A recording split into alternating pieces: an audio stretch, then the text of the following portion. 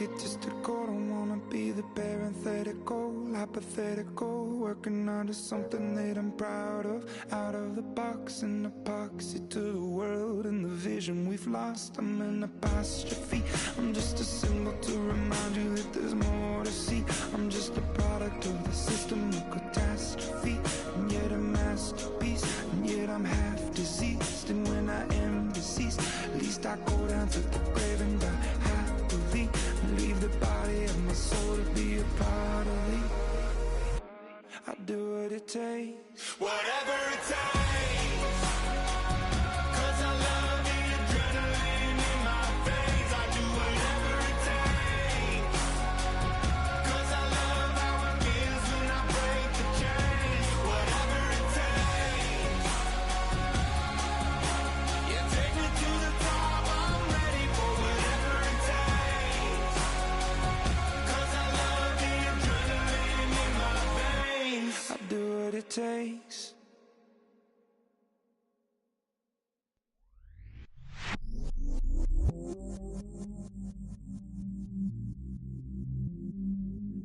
I stay myself, I never change, yeah. Do whatever, get you paid, yeah. 'Cause, but I still low. Got 100 different to my cell phone. Still 33 for low. Ride to my dog sitting in jail. He's that lighter on the grass, bend it back, roll. I'm on Keller, I'm on Gresham, I'm on Flat Shore. I'm at Magic. Hello, everyone. I'm Larry Ridley, and you're tuned in to Madden 18 on EA Sports. As we head towards kickoff, two quarterbacks will be on the field today trying to push their team to victory. It's followed Eagles going up against Bortles' Jaguars. Well, Larry, with a sight of fans splashing in pools behind the end zone, we can only be in one place. That's Everbank Field in Jacksonville, Florida. A few minutes prior to us coming on air, this crowd was jolted into action with the introduction of these Jaguars. They're set for football as the Jags are ready to match up with the Philadelphia Eagles. And no thought to bring this one out. He'll just go down to a knee, and they'll take over at the 25.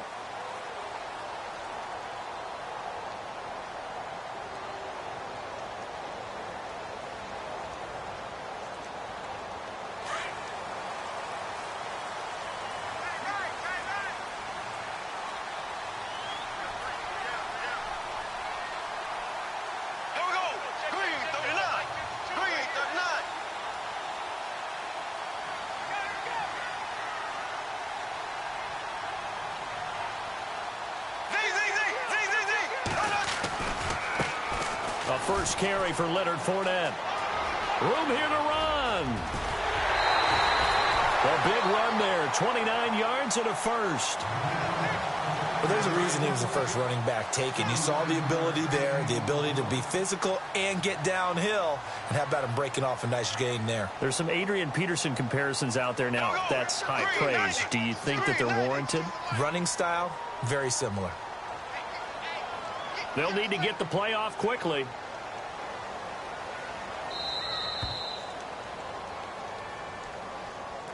That's going to set him back 5 yards.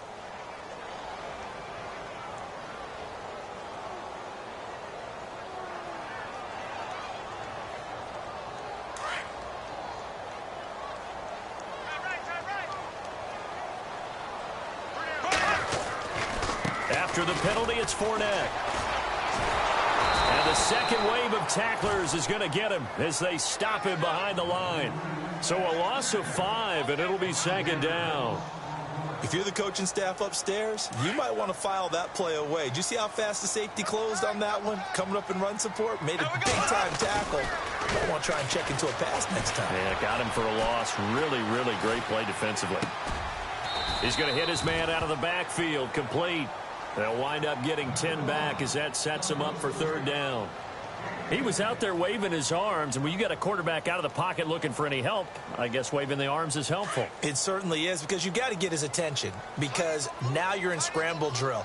So everyone's adjusting their routes, finding open space, and he found the right spot for the completion. Throwing his Bortles on third down. And no escaping this time as he'll go down. They got him for a sack. The game plan for any defense is finding ways to make a quarterback uncomfortable in the pocket.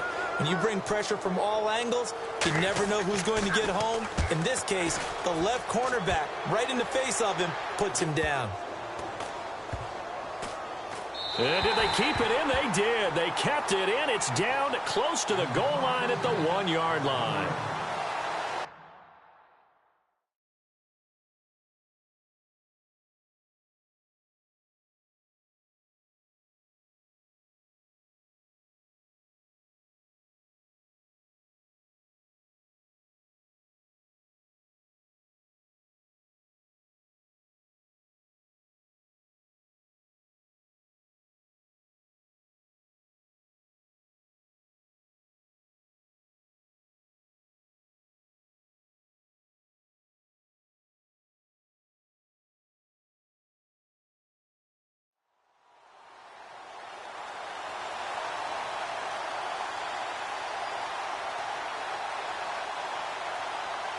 And tough starting field position here.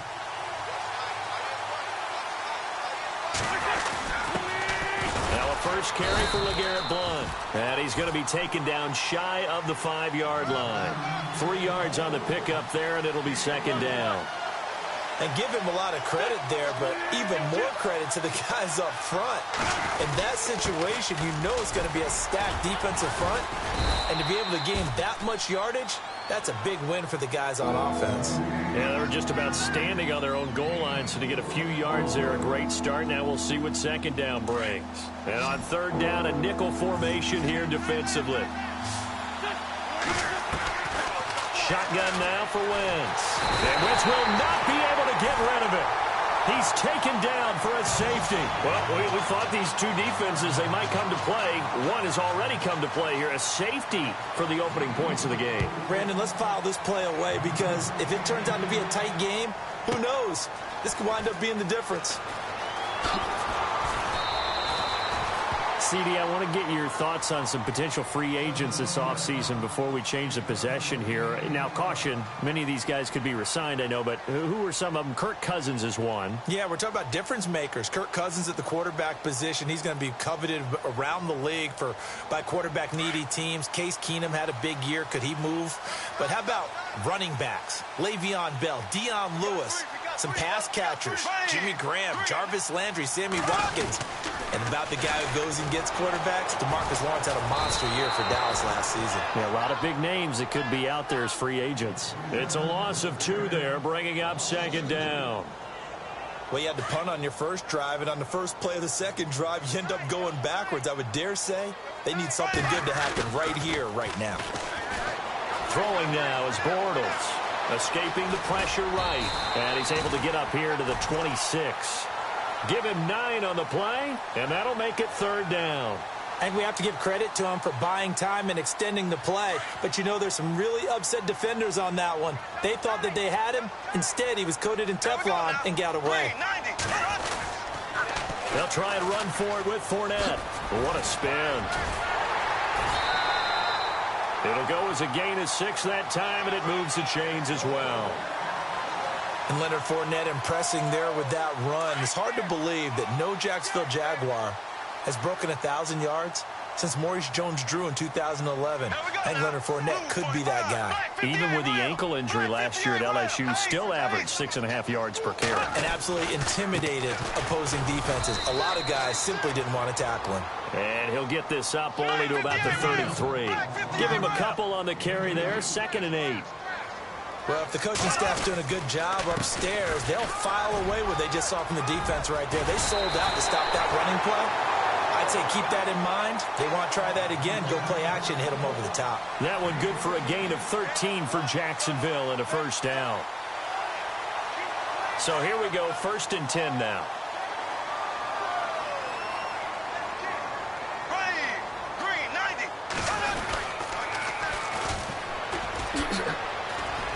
He's got some space here.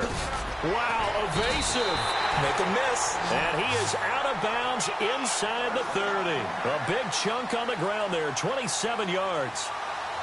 Sometimes those lines that are drawn on a grease board or in a playbook, they come to life out on the field, don't they? And we just saw down that outside handoff to the right. That right tackle, he gets excited for that call, doesn't he? He does, because he just wants to dominate his guy and say, listen, I was the point of attack. I took care of business. That's why you're able to get downfield and add all those yards to your total. Yeah, really nice gain there.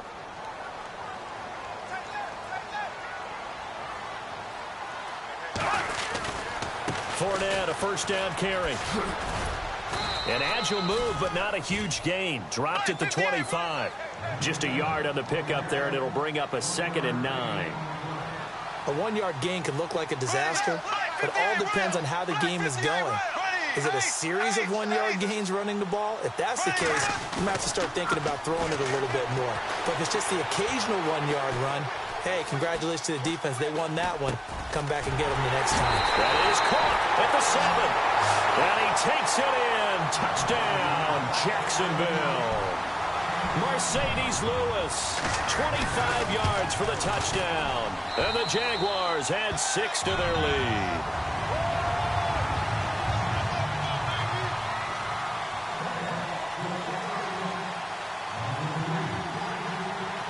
Here's Lambeau out to kick this one away. This will be fielded on the back line of the end zone. Eagles will take over here in just a second on offense. And Charles, as you look back to the Super Bowl title run that they just had, what were some of the moves that made that possible? I'll keep it on the offensive side of the ball because I thought their front office did a fantastic job of having answers in case things happen. Carson Wentz goes out. Well, they had signed Nick Foles to back him up. That worked out pretty well. Getting Alshon Jeffrey as a weapon outside to help them in the passing game. Darren Sproles gets hurt at running back. Corey Clement was signed as an undrafted free agent. He filled in well, and they traded for Jay Ajayi. And how about Jason Peters, losing the all-world left tackle? And Halapoulivaati Vaitai, who they drafted the year before, filled in quite capably. They had answers for everything they needed. He couldn't quite hold it. Got hit. Ball pops out. Incomplete. This defense is not going to make it easy for you. They're a physical group, and we just saw it there on that play. He came in, made the contact, just as he's trying to haul it in.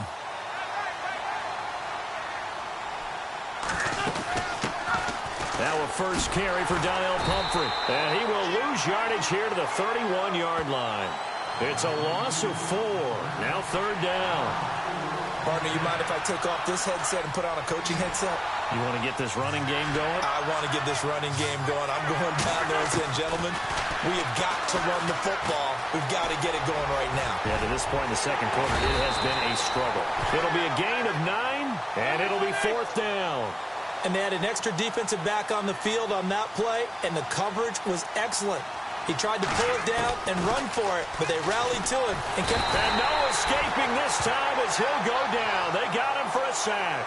Yannick Ngakoue in there to pick up his 2nd sack now of the afternoon. Jags taking over on offense here in a second. And what a season, Charles, it was for Jacksonville. Some people did like them as a dark horse coming into the year, and they really responded. Heard recently at one of the, all-star games, college all-star games, a scout saying, well, heck, haven't they been the dark horse for the last 5 years coming into the season?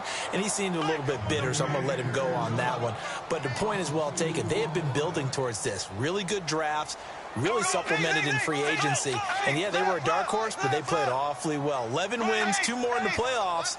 I think right now they'd love to get Allen Robinson back at wide receiver and add another playmaking tight end. And he'll be brought down at the 21, just shy of the 20 in the red zone. That one good for 12 yards. And that's going to make it 3rd down and less than a yard.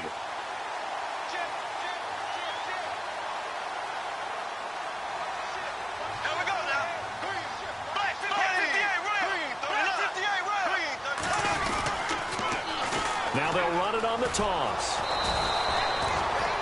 I don't know about you, but that almost felt like old-time football there. 3rd and 2 is not necessarily just a running down anymore. A lot of times they want to throw the ball.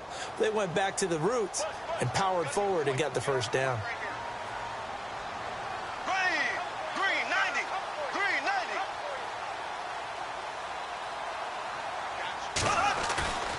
A fake to Fournette. Now it's Bortles to throw. He'll buy some time right. And he'll toss this one incomplete. Seeing no options, he throws it away.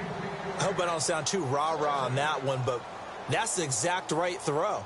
Either your receiver gets it or no one gets it. Give him a lot of credit for being really precise with it. Got rid of it. No one got it. Here we go now. On second down, here's Fournette. And they've got it inside the 10 at the 8. It's a nice pickup of 12 yards, and it gives them a 1st and goal. Now, this is an example of breaking down a defense, because on a lot of these runs, he's getting past the point of attack, and guess what he's doing? Forcing the secondary guys to have to make a lot of tackles. They'll try and run for it with Fournette. It's a loss of 5 there, bringing up second. Well, that's just running the ball 101 because too much east-west, not enough north-south. Got to get upfield, don't you? They just kept stringing him out. Before he knew it, he'd hit the sideline. 2 minutes to play here in the first half. Back with more from Jacksonville. Don't go anywhere. We'll be back after this. Here we go now. Blue 45. 2nd and goal to go now. Now they'll run it on the toss. Oh, and now he bowls him over. And this play goes nowhere. Losing yardage back to the 15. They'll lose a yard, and it brings up 3rd. Well, forget about finding a lane there. He barely had time to look up before he was planted in the backfield. Probably fortunate he was able to hold on to the football. 3rd and 15 here after the 1st and 2nd down plays went in the wrong direction. Ivory. And he's going to be taken down right at the line. Call it no gain on the play, so no help there. And now 4th and goal. Now I would be surprised if they go for it. 3 points is not ideal. It's not what they want, but it's still only the first half. Take the 3 points and move on. So they were able to move the ball into the red zone, but they'll wind up coming away with just 3. Yeah, 32-yarder. That's equal to an extra point nowadays, and those are no problem for an NFL kicker.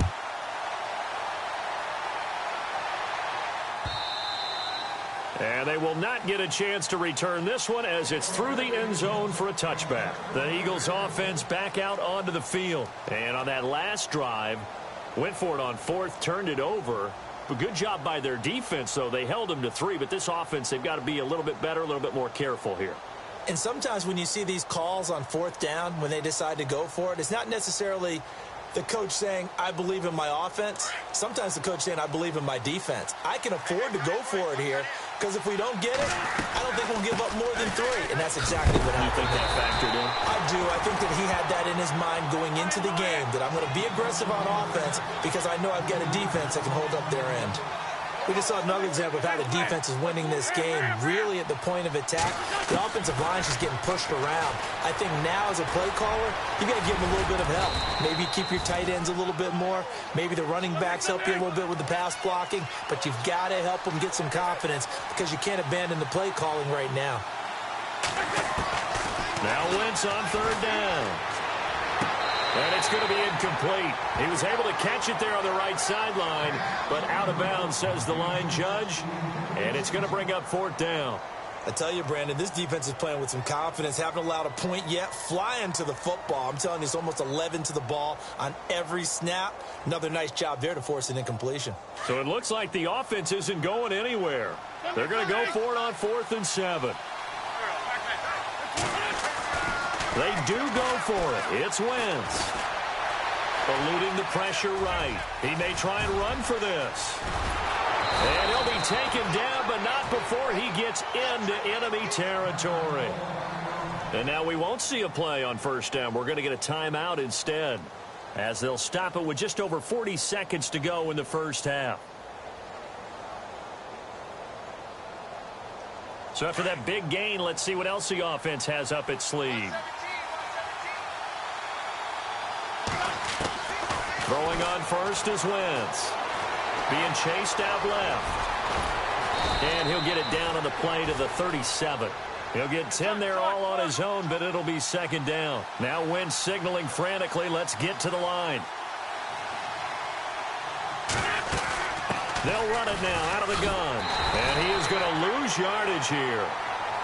And prior to this 3rd and 2 play, we're going to get a timeout call, as the clock will stop with 20 seconds to go in the first half. The Eagles on 3rd down, 0 for 3 to this point. They could use a conversion. This time they face a 3rd and 2. Throwing now is Wentz. And he connects with Ertz. And he gets it to the 34. Good enough for the first. An Eagle first down, Wentz to Ertz. Now a signal and a timeout call, as it comes with 9 seconds to go in this first half of play.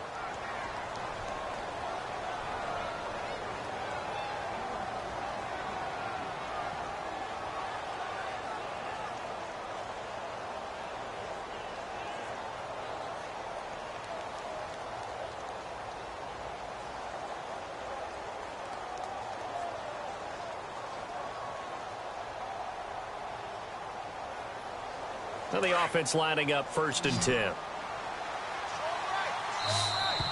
Now flags will come in. I think this one's going to be on the defense for jumping. So a jump there defensively. And it's a killer. Watch the football. Don't move across the line of scrimmage until the ball moves.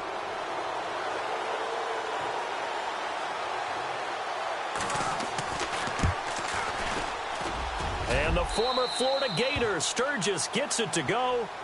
And high fives for that one as that drive ends in 3.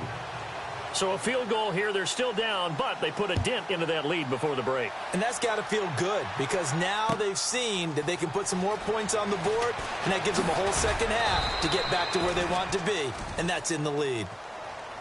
The Jags offense now gets set and heads back onto the field. And from this spot in the field with the clock where it's at, you think we're just going to see a knee and that's it? And I think in this situation, that's the proper play. But we do know there's some risk takers out there that may want to take one more shot before the clock runs out. And they'll take him down at the 31-yard line. That's it for the first half. 2 more quarters to go. We'll have plenty more to see after the break. And we welcome you back live now inside the booth alongside Charles Davis. I'm Brandon Gordon, set and ready to rock for the 3rd quarter. So both teams have their marching orders, and we'll get going again here in quarter number 3. This is fielded a couple yards deep.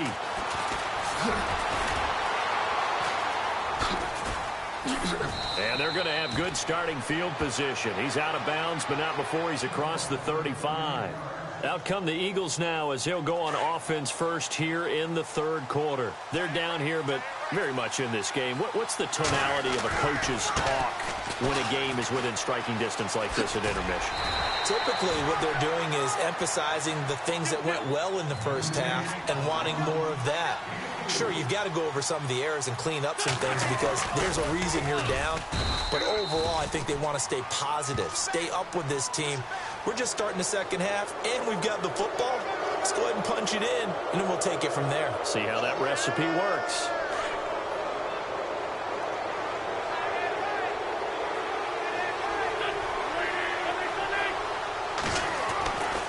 They run again with Barner. And he'll be taken down at the 46-yard line. Only a gain of a yard, but that's all they needed, as that's going to move the chains.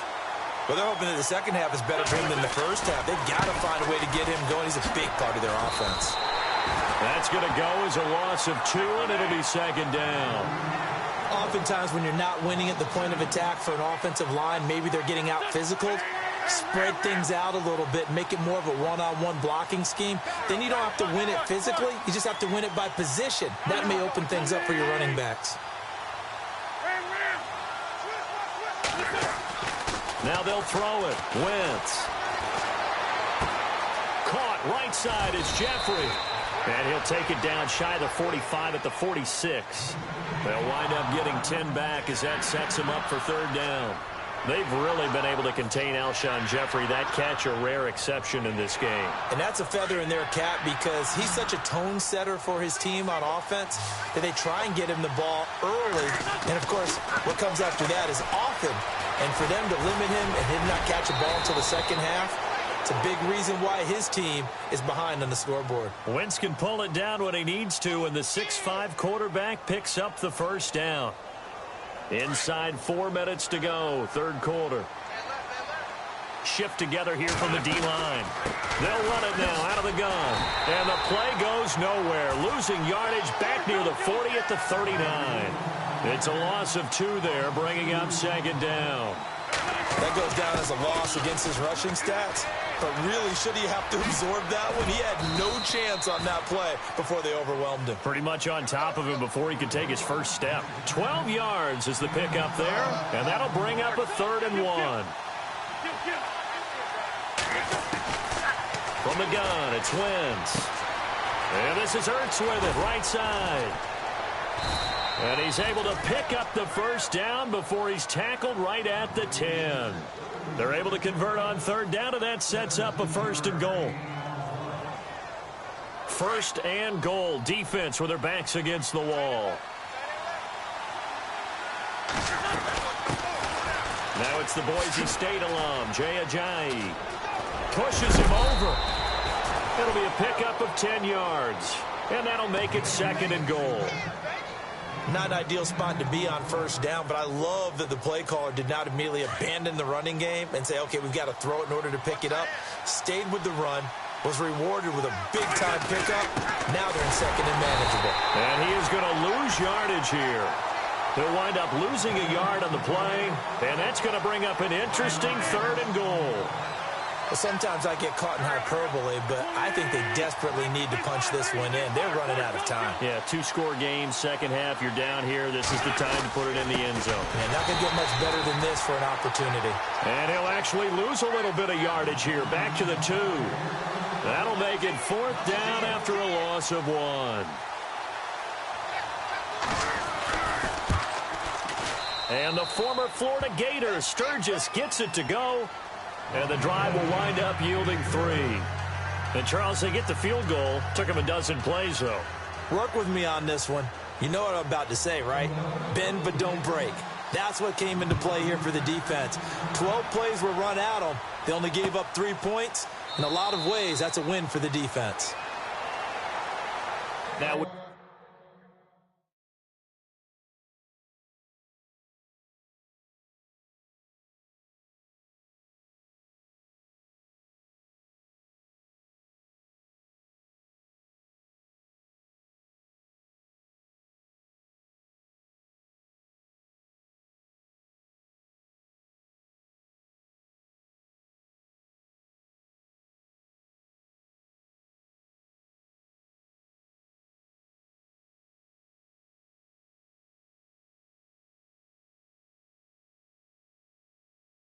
take a glance at the offense as they work their way back out for their first possession of the second half.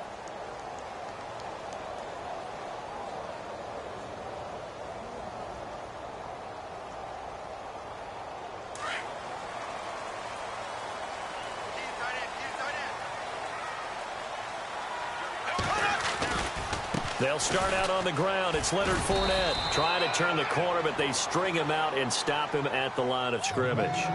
No gain on the play. It'll be 2nd down. And he got off the end there very quickly to make that play. Yeah, it was almost like the bullet train, wasn't it? I mean, just zoom. Quick, quick, quick. And what a terrific play, holding them to no gain. Now Bortles. Flush to his right.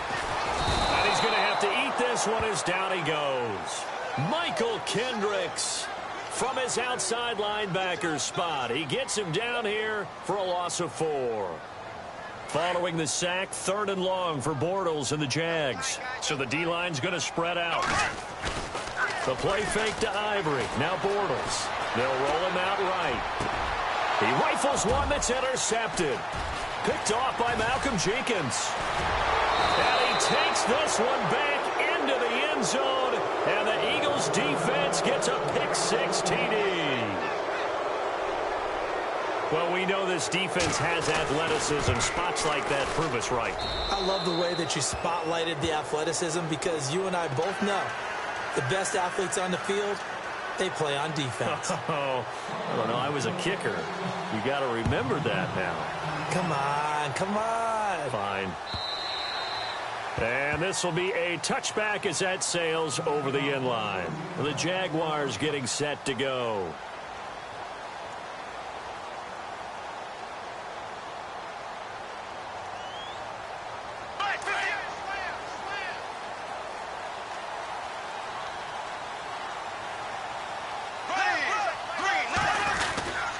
They begin with a run by Fournette.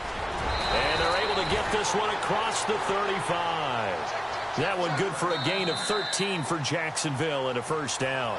Oh, that's one to warm the hearts of all those old school football players, isn't it? Tough, hard, gritty run. Got behind his pads, bowled over a few people. Look at that one, right up the gut. Saw it through 3 quarters. No reason to lighten up now.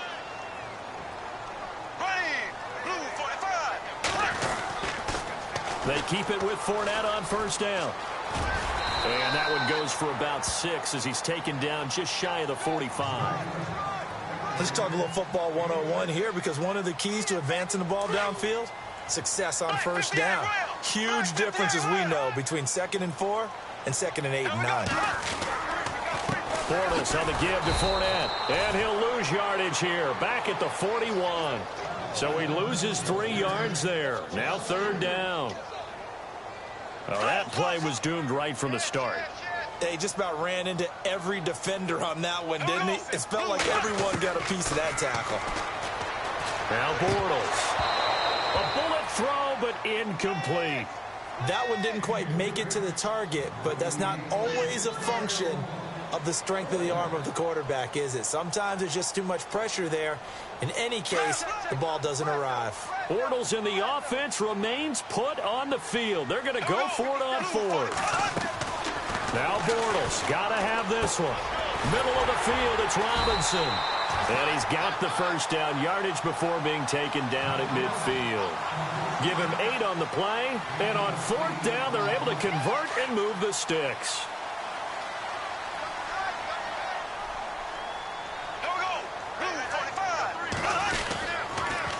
They go back to the ground now with Fournette. And they go backwards here, losing yardage back at the 48-yard line. That's going to go as a loss of 2, and it'll be 2nd down. And here comes play number 6 on this drive.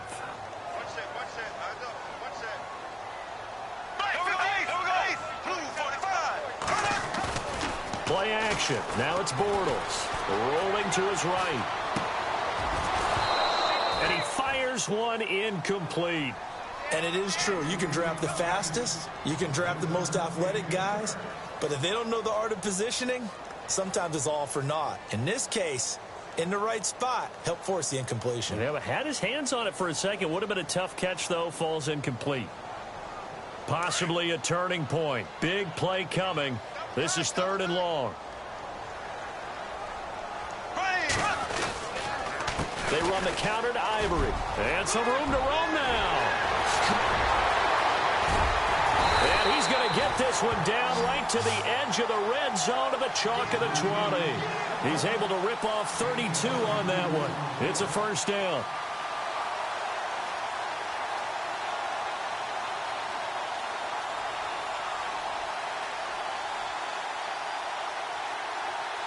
And now the offense operates in the red zone.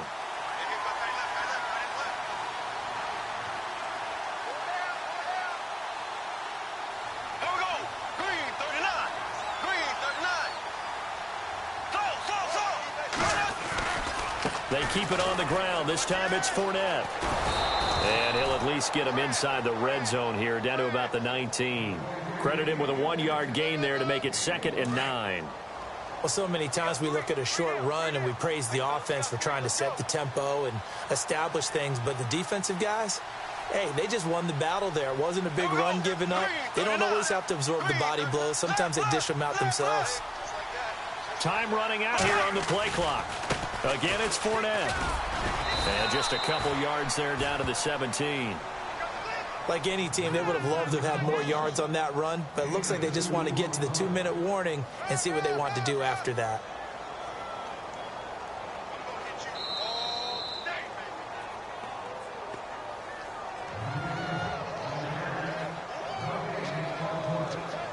Time for a break. We're back to see what happens after this. One of the bigger plays in the game thus far, and the crowd getting into it as we come up on a big third down. Flushed out right. He can run for it, and he will. Decent gain on the scramble to 6, but now it's 4th. Clock running as Bortles hurries to try to get his guys set.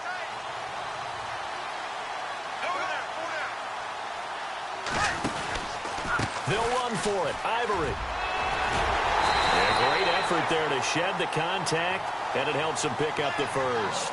The gain of 5 that time gives him the conversion and makes it 1st and goal. And now the Eagles going to signal for a timeout. And they'll be disappointed to have to burn one there after giving up the first down.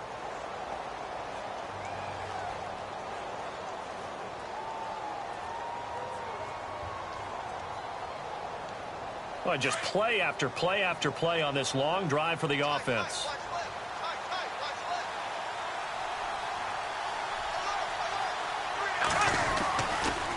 Running left, it's Fournette. And a little bit of space there takes it inside the 5 to the 3. And the Eagles are going to go ahead and take another timeout. That'll leave them with just 1 remaining in this 4th quarter of play.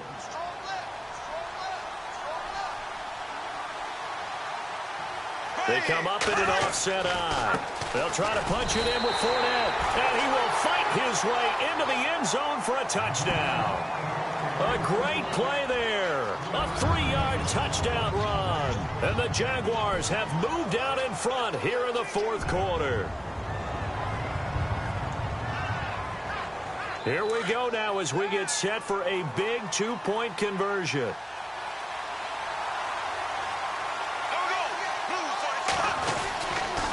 Now a toss going left. And he will get into the end zone for the 2 points. And that helps. That gives him a 7-point lead.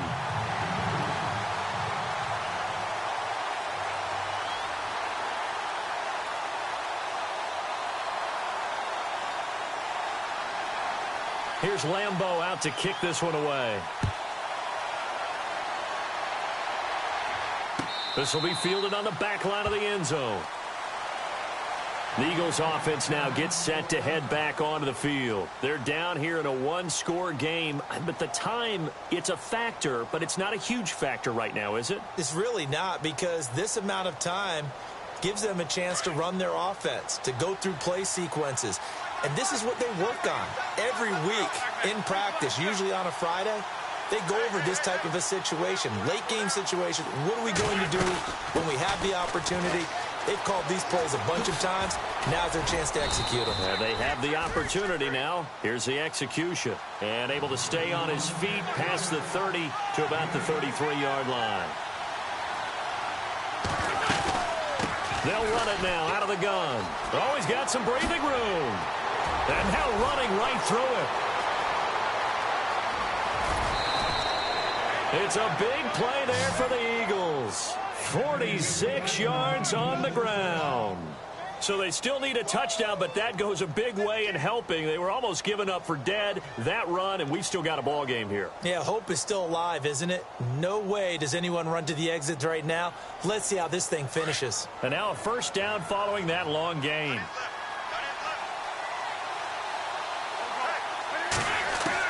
Back to throw. And he takes it down to the 10-yard line. 11 more yards that go around, a first down as well. First down now, but that clock rolling. They'll run with Smallwood. And able to push his way forward here for a good little gain. 5 yards, a good run there, and now 2nd and goal. Counting down to 30 seconds remaining. And now whistles and a flag, and I think we got a jump here. A little antsy on the left side of the line. Yeah, I think they got the guy in the end. I think they got the DN there on that one. And let's face it, he is so amped up, wanting to get a good get off on the snap, jump too quickly.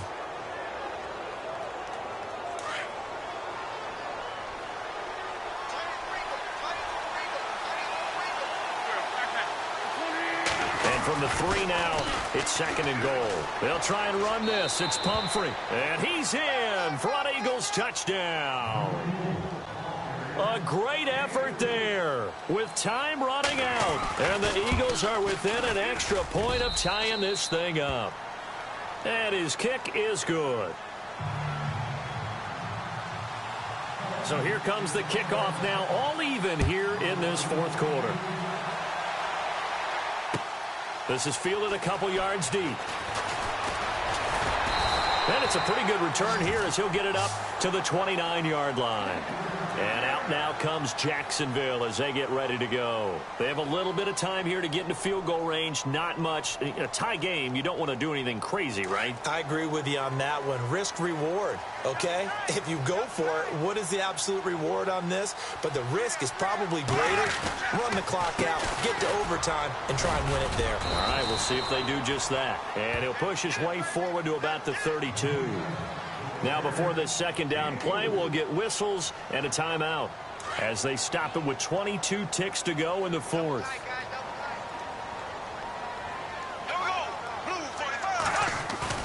Bortles to throw. Sliding out of the pocket. And that is incomplete. So 17 seconds now on the clock here. The running back, Leonard Fournette, his intended receiver. And it's third down. And the offense looking to pick up the first down after the second down incompletion.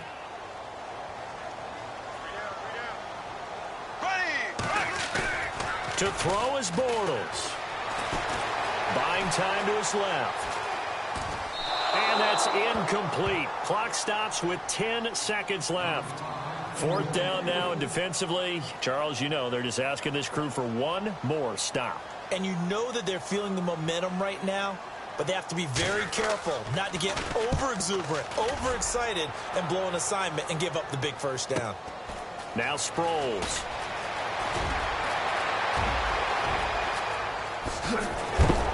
And he'll be knocked down sideways at the 49. It's a little teaching moment here. Overtime rules. Remind us how this goes, partner. Okay, so in the past, we had sudden death. First team to score wins, but no longer. Now, if the team receives the ball, scores a touchdown, they win the game. If they kick a field goal, though, or don't score, the other team gets a possession. And after both teams get a possession, then we're into sudden death. First team to score wins the game. And he'll get it up to about the 26-yard line, just across the 25. Out comes the Jaguar offense now as they get set to take over. They control their own destiny here. They have the football in overtime. Obviously, a touchdown would win it. And I think teams around the league are still adjusting to the idea of going downfield, scoring a touchdown wins the game, because they were used to just going downfield and trying to get in field goal range to win a game. Still having to make that transition. Let's face it now, the ones who are doing it best know they need to go down, attack, put the ball in the end zone, and not leave it up to a field goal and give the other team a chance. Yeah, as we said, they control their own destiny now.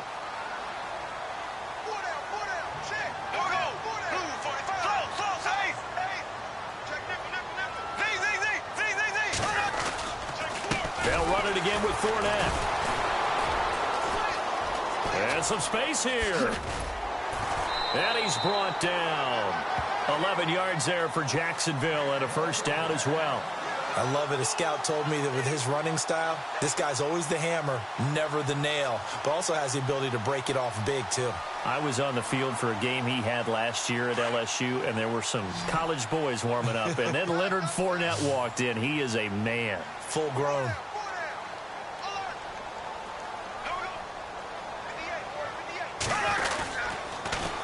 They'll toss it to Fournette.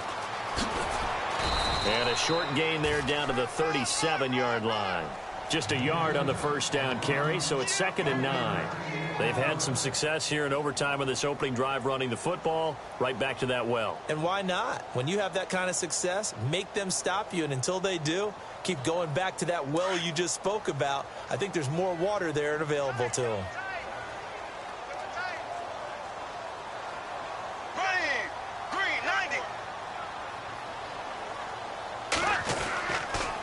The pitch to Fournette. Oh, look at that. Oh, look at him turn. And they'll lose a yard that time, and that's going to lead to a third down.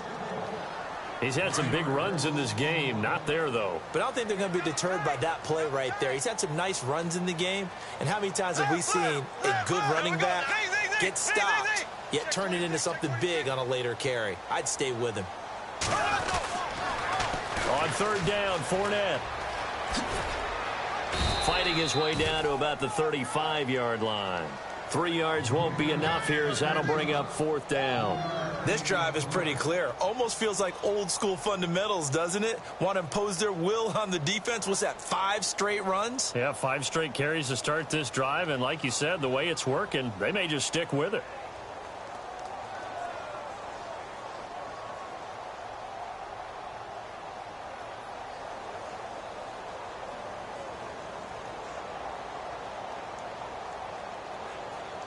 So a big move here, playing to win in overtime. They're going to go for it on fourth down. The play clock's running down. Bortles to throw for it on fourth down. And this is incomplete. Boy, it looked like he had it and dropped it. And the Eagles defense able to hold. So they'd converted their first 2 fourth-down attempts. Not there. Now they're 2 for 3. You think maybe the offense coordinator expended a little capital on that one? You know, when you're 2 for 2, you can lobby for that third one, right? Didn't get it there. Maybe now the head coach might not be so eager to go for it as we go forward. Trying to turn the corner, but he's going to be stopped right near the line of scrimmage. Call it no gain on the play, and it'll be second down.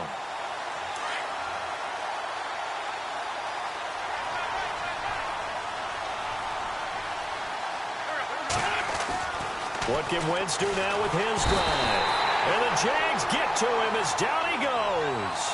Calais Campbell in there to get him for a loss of 5. Eagles coming up here on a 3rd and long, so Wentz and company with some work to do after the sack. Working from the gun, Wentz. And Jeffrey's got it. And he'll be taken down, but not before he gets into enemy territory. And a nice gain of 21 yards. First down, a run with Smallwood. Looking for a cutback lane, but nothing there as he's met at the line of scrimmage. Officially no gain on the play, and it's second down.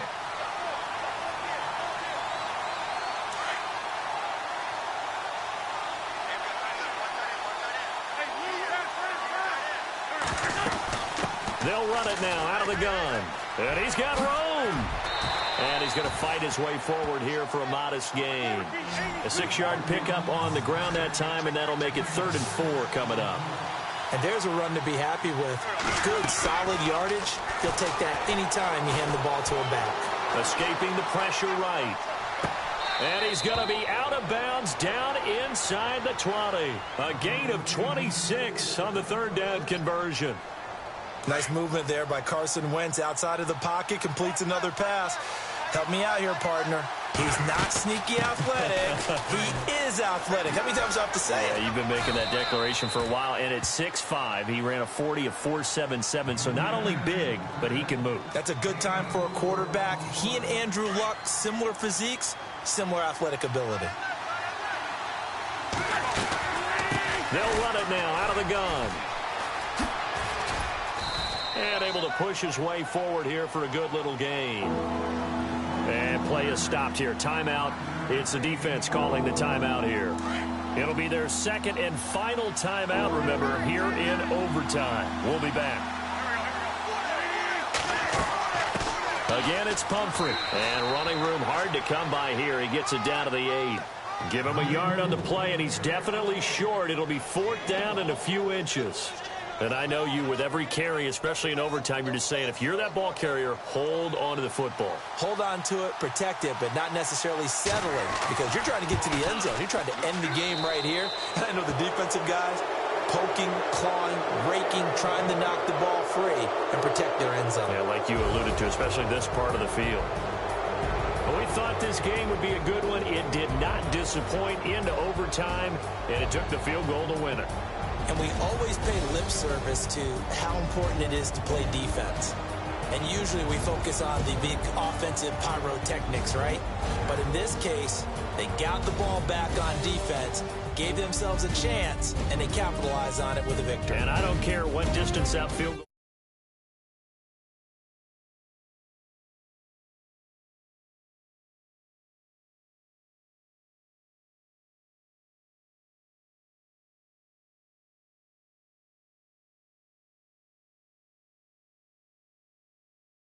Thanks for watching, everybody. We'll see you next time.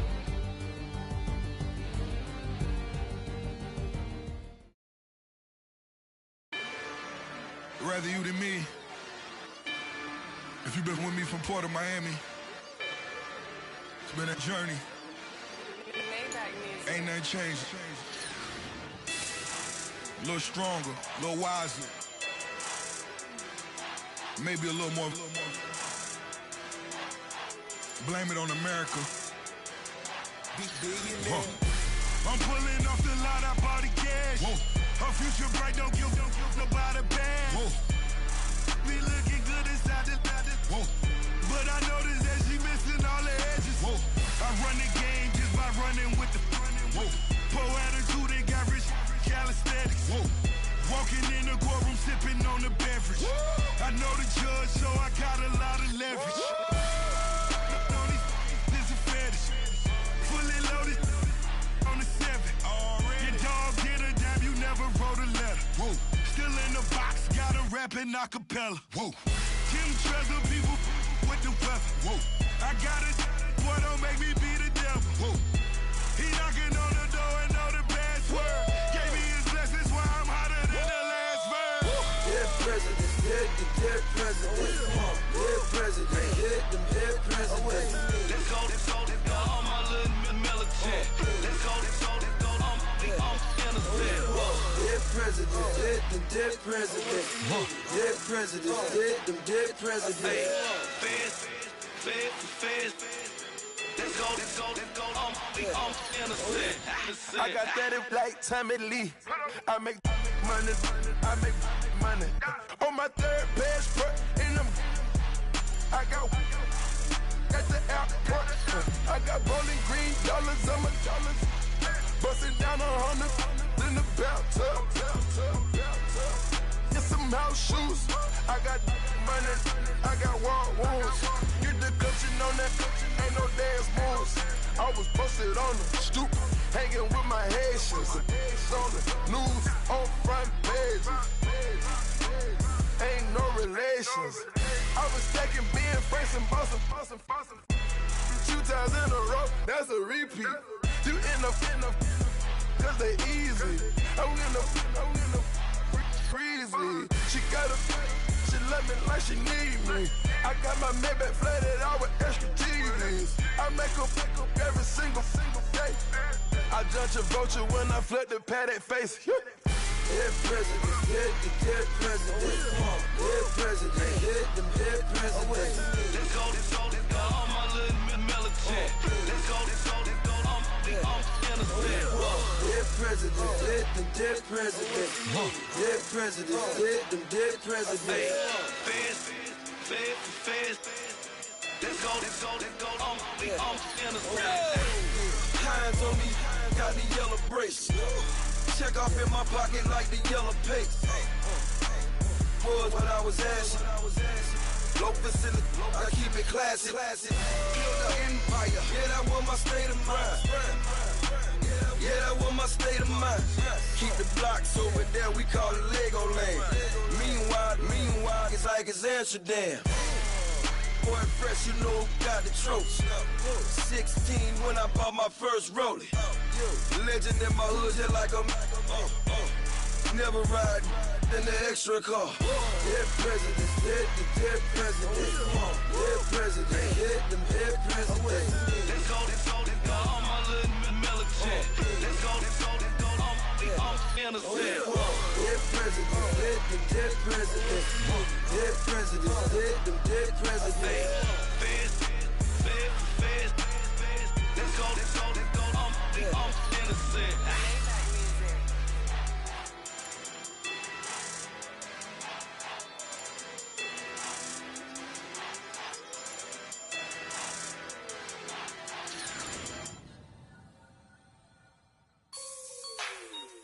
Like like the way it sounds, Frody?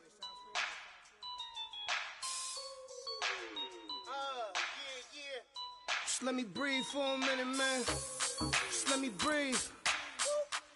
Just let me breathe for a minute, man. Just let me breathe for a minute. Just let me breathe. It's too hot, drop the top off the wagon. Lay back, fire like dragon. Man, I'm flying past Saturn. Out of here. It's like I'm at the studio with Michael. You can hear me dancing on the beat. Bam, about to put a mansion on the beach. 100 Latins in your lobby. That's what happens when you're around my mommy. I will never give my heart to a I can just make a dance that goes with this song. Then I'ma be on. Basic, gon' dance to it. Basic, everywhere, gon' dance to it. Just let me breathe for a minute. Just let me breathe for a minute. Just let me breathe for a minute. White Range Rover, in it. Let me breathe for a minute. Just let me breathe for a minute, man. Just let me breathe for a minute. White Range Rover, all in it. You gotta, baby, shake that, shake that, shake that. You gotta, baby, shake that, shake that. Shake. I got 2 shows, I'm about to pitch another. Throwing alley-oops to my brothers. We all shine, nobody victims. I'm on these sweatsuits, black Pippins. I swag different. That's why the money in the bag different. Come up short, you'll have your fam. I lay on beaches and swerving whips. You ain't serving, you just an urban myth. Every day, get ride around Queens on a jet ski, it's me. Every day, get to the day I die. Every day, get, man, I that, and I that, bouncing up and down, nearly broke. Just let me breathe for a minute. Just let me breathe for a minute. Just let me breathe for a minute. White Range Rover, in it. Let me breathe for a minute. Just let me breathe for a minute, man. Just let me breathe for a minute. Hello, everybody. I'm Larry Ridley. You're tuned into the NFL on EA Sports. We've got a good one on tap today, and there's going to be 2 quarterbacks ready to get it done on the gridiron. It's Wilson's Seahawks going up against Jared Goff's Rams. All right, Larry, thank you very much. It's the National Football League presented by EA Sports.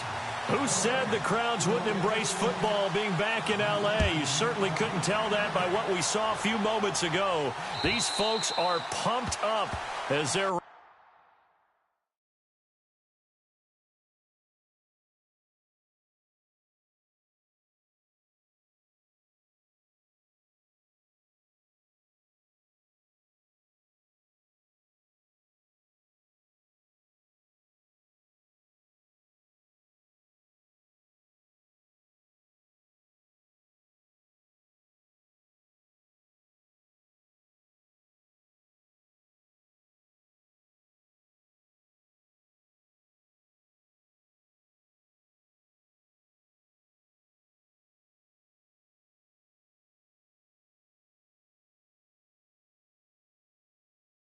Rams get set to do battle with the Seattle Seahawks.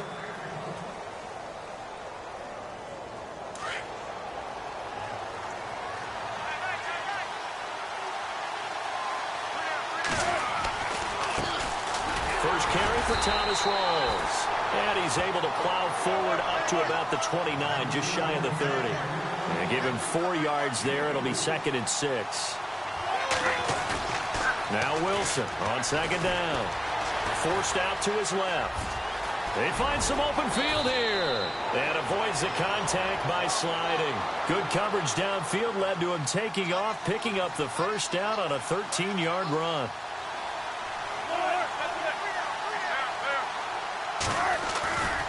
First down, this is Rawls. And he's going to be met at the line of scrimmage and taken down. No gain on the play there, 2nd down. He makes a wonderful play there off the corner, protecting his side of the field. Oh, that reminds me of the great defenses of old, doesn't it? The Pittsburgh Steelers steel curtain. They would not let you get on the field if you could only do one thing. You had to be a complete guy, and you had to be able to tackle. Now, I know I've said this before, but you know I wasn't alive when the steel curtain was played. I know them, but I just want to let you know I wasn't alive. I'm going to keep peppering that in there, and one of these days you're going to think that you were. It's a big play there for Seattle. 41 yards. So after that big play, let's see if they can catch their defense maybe on their heels. The first carry for C.J. Procise. Just what you want on a first down run. Call it 8 yards, and it's 2nd and 2.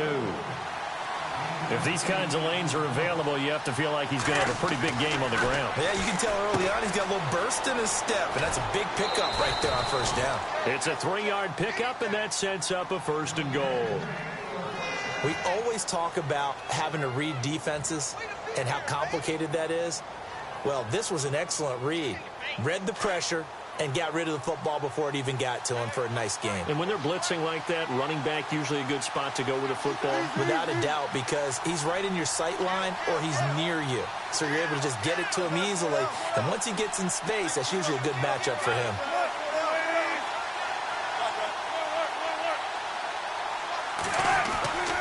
They'll try to run with Rawls. And he will score. Touchdown, Seattle.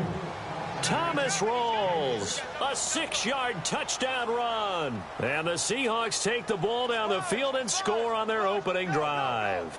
Blair Walsh on to attempt the extra point. And this will give the Seahawks a 7-0 lead.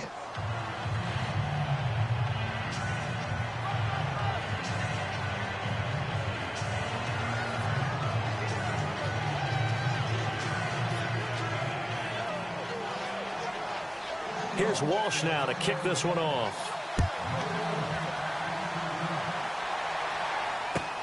Fielded about a yard deep. And this return net's positive as he gets past the 25 and up to the 27-yard line.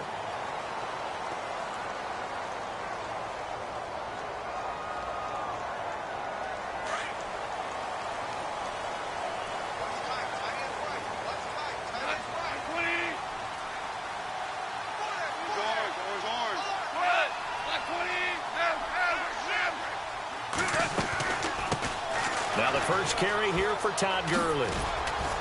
Across the 30 to the 31-yard line. Give him 3 on first down. It'll set up a 2nd and 7. Boy, Charles, Todd Gurley finished the year with a bang. And even though they lost the Falcons, he was over 100 yards in that game. Weeks 15 and 16, he was fantastic. A comeback year. And the Seahawk defense gets to him, and they bring him down. Cliff Averill able to collapse the pocket and drop him for a loss of 3.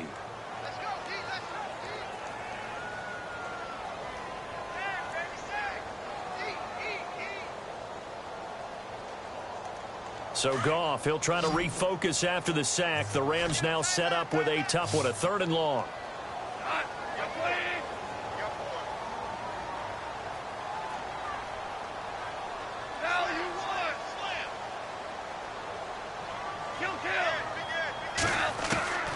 A shotgun snap for Goff.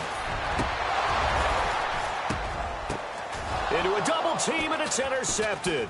It's the Pro Bowl cornerback, Richard Sherman, and they will take over possession of the football at their 42-yard line. Well, there definitely was some juice on that pass. And while tight ends don't always have the same reputation for hands as wide receivers do, in this case, that ball was expected to be caught. They start on the ground with Rawls. And taking it across midfield and inside the 45. A good gain of 14 there, and it moves the chains. So this game's not very far along. He's already found the end zone once, and now he started this drive with another big gain, another first down run. I've got to wonder if I'm the defensive coordinator. What do I do in this situation? It's only the first quarter, but do I go ahead and sell out and try and slow him down and make him beat me another way? Because the risk is if I don't, he ends up having a monster game. And he's going to get this one down to the 30. 2 yards on the pickup there. It'll be 2nd and 8. Well, he was looking for some running room, and there wasn't a whole lot of it there on that play. I think he was lucky to get a couple yards out of it. So those defenders, they were rallying to the football pretty quickly. They go play action with Wilson. Eluding the pressure right. And some room to maneuver. And he's going to be out of bounds down inside the 20. A nifty bit of scrambling there. 12 yards, first down.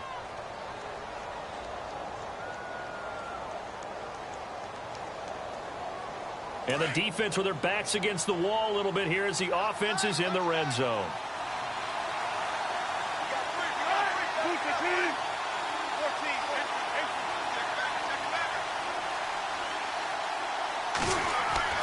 From the red zone now, here's Wilson on first down. Flush to his right. Thrown across his body, and it's intercepted. Picked off at the 13. He's at the 50. The 30. The 20. 10. And he will bring it back. It's an interception return for a Rams touchdown. Every now and then, those guys can get lost in coverage. Quarterback didn't see him, perhaps. But, boy, what a pick. And how about the run back? It's good, and we're all tied at 7 apiece.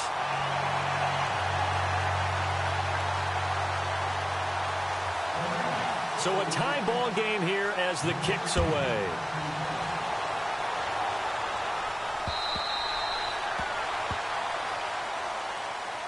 The Seahawks offense now, they get set to go back to work. And following the pick six, and they have decent field position in throwing that pick six. We'll see how they attack this drive. And I think all you say to your guy is, listen, let's just take care of the football a little bit better. Make some better decisions on this drive, and they'll probably help him a little bit with maybe some really high percentage throws early to let him get settled back in. But they told us they've got confidence. That's not a problem. Yeah, not a problem at all. They just want to make sure they get things settled down a little bit for their offense and give their defense a little bit of a chance to rest.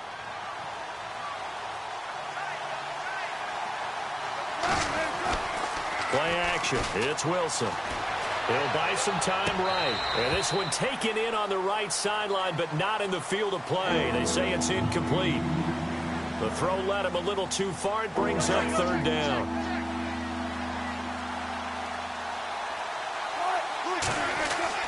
On third down, Wilson steps away to his left. And he will go down outside of the pocket for a sack. Tried to get away, but could not. Aaron Donald able to track him down for a loss of 13. And it'll bring up fourth down. On is the punter, Ryan, to send this one away.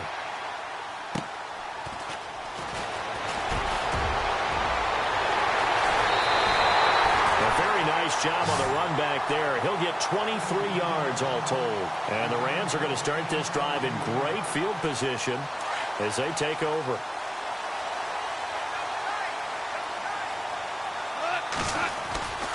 On first down, it's Gurley. And he'll lose yardage on the play back at the 45-yard line. A loss of a full 3 yards, and now it's second down. Well, add that play to his resume reel because he went to the Pro Bowl last year.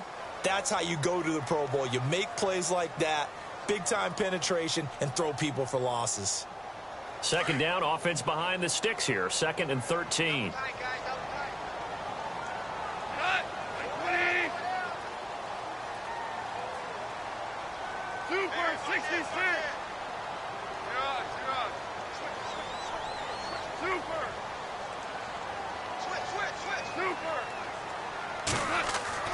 To throw is gone. And the hit jarred loose. It's incomplete. One of the toughest things about playing defensive back is pattern reading, trying to figure out what they're doing. And on that one, they had to fly, just sending a guy downfield with the in route accompanying it, what people call a dagger route, trying to hit the guy underneath after the clear out. In this case, though, they're not able to get it done. Yeah, they said forget the underneath route. They went for the guy on the fly, but as you said, incomplete.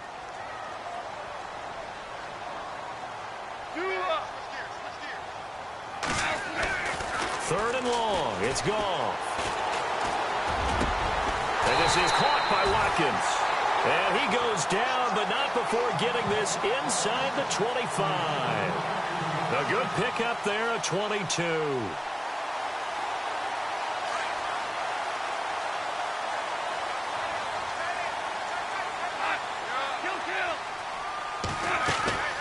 They'll run it now out of the gun. And he'll be taken down near the 20 at the 21. 2 yards on the carry there. It'll be second down. That's a good play by the guys on the defensive side of the ball. Held them to a gain of 2. And that changes the playbook a little bit now for the guy calling plays. 2nd and 8. Now he's got to probably think about going to the air instead of maybe staying with the ground game. Now it's gone. Firing quickly here, and that's complete. 6 yards is the pickup, and that'll lead to a third down.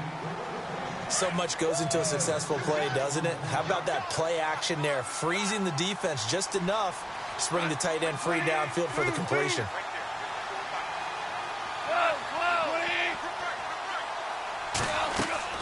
Third and 2, Goff.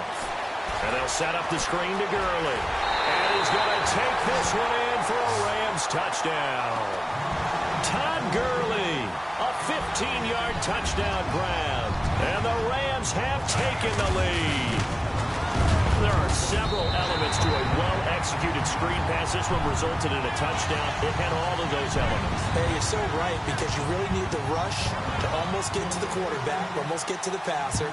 Then you've got to get the ball thrown perfectly, whether it's to the running back, the wide receiver, whoever the screen guy is. And, of course, the blocking has to form in front to get him downfield for the touchdown. And out now come the Seahawks. And on the last go-around, they really couldn't get anything going. They had to punt from deep inside their own territory, which means you're going to lose the field position battle as a general rule.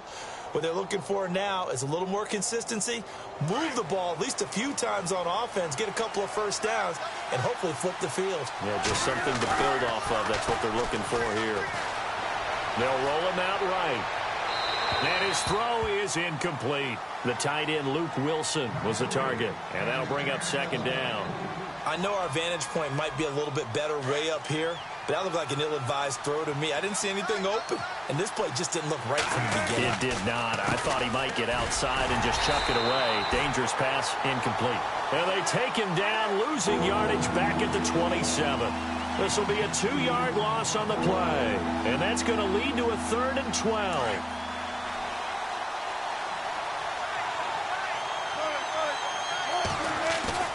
Off the play fake. Here's Wilson. Flushed out right. And Wilson has it. That one goes for 24 yards. Looked like the defense put pretty good pressure on him, but he's able to flush out to his right to try and evade people. On the run, had to get on his horse. Still accurately throws a nice pass for a first down.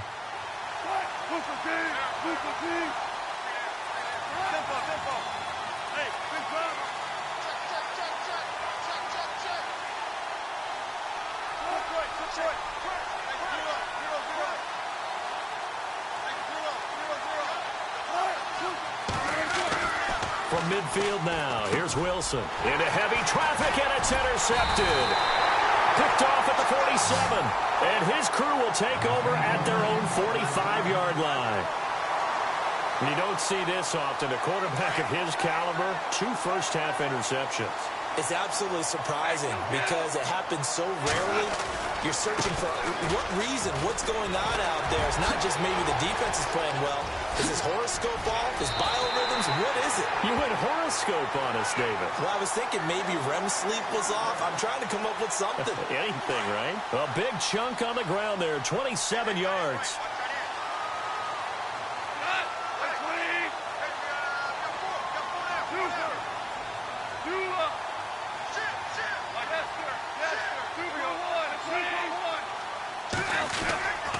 Gurley again here on first down. And running room scarce here. He's going to be stopped in his tracks at the line of scrimmage. No gain on the play. It'll be second down.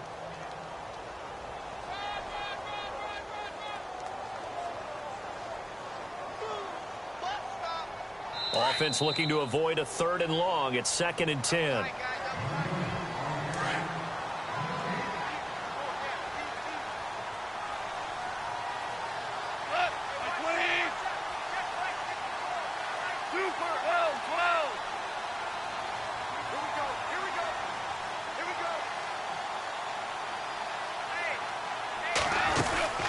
They'll run it now out of the gun. Down right around the 25. Just a couple there on the second down run. Now they're staring at a 3rd and 8 situation. I do know from experience that when you slow down someone's running game, you're now doing the dictating on defense. And guess what? Now you're getting ready to tee off on their quarterback because they have to throw it all the time. But you still have to be alert for the draws and other plays of that nature to make sure you don't get hurt. Goff now to throw. And this is caught by Watkins. And he gets the first down yardage before he's brought down just outside the 10 at the 11. Goff to Watkins for a Rams first down.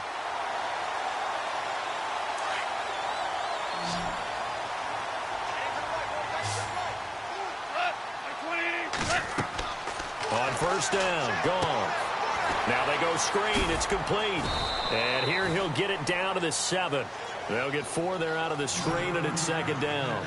In order for a screen pass to break big, a lot of things have to come together and be well executed. But all it takes is one small thing to go wrong and keep it from being a big game.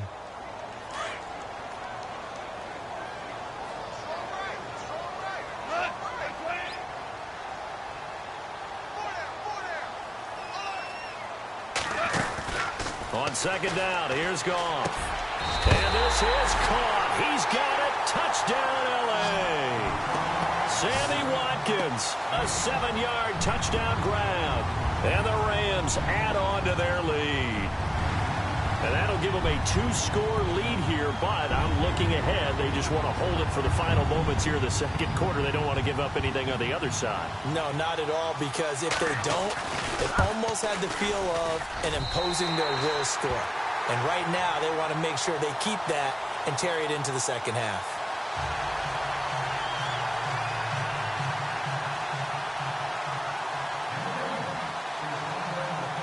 The kickoff team on the field now as they will send this one away.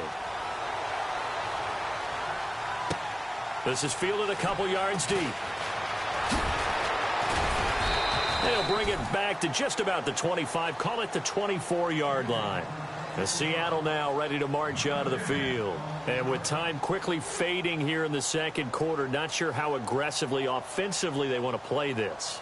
I think we'll find out just how much they trust their guys in this situation if they decide to take a shot. The drive starts with C.J. Procise. And he'll be brought down here at the 28. And before this second down play, we'll get a whistle, a signal, and a timeout, as they'll stop it with 14 seconds to go in this first half. Now it's Wilson, dancing to his left. And that is incomplete. 7 seconds remaining. The one thing that I've liked defensively is that they've shown them a lot of different looks here in the first half. They've come after them. They've sat back. I think that's what you need to do to keep an offense guessing. And they certainly have kept them on their toes. That's why they haven't had much success on the scoreboard. Play action. Now Wilson. And this is incomplete with a clock showing just 3 seconds left. So this is what happens when you throw interceptions. That confident veneer that you have gets chipped away a little bit. Maybe a little bit gun-shy throwing it around. Yeah, underthrowing him there, and you're right. Those interceptions may be in the back of his mind. And likely time for one final play here in the half, so they will go for it on 4th down. Here we go with Rawls. And boy, is he close. Did he get there? No, they're going to say he's short of the line to gain. Time for a break. We've hit halftime. 2 quarters down. 2 still remain. We step aside. This is the NFL on EA Sports.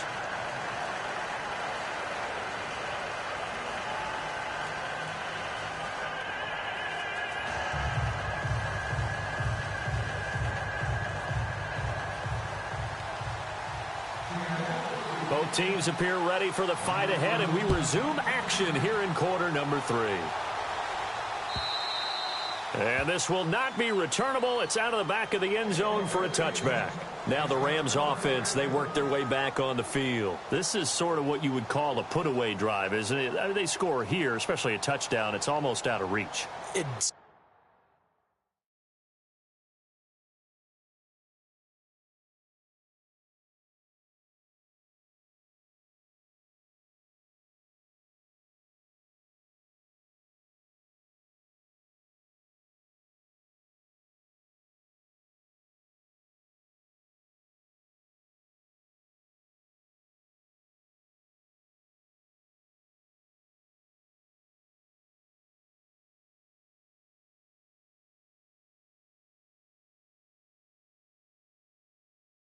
Certainly feels that way, and I think that they're going to call their plays accordingly, because what you really want to do, even though you know the scoreboard is still up there and the game's going to go on, in fact, you can take the spirit away from another team, that their drive and will to come back and win can be taken with another score right here. It's still third quarter, but you just get that feel. Yeah, they're teetering right there on the brink, aren't they?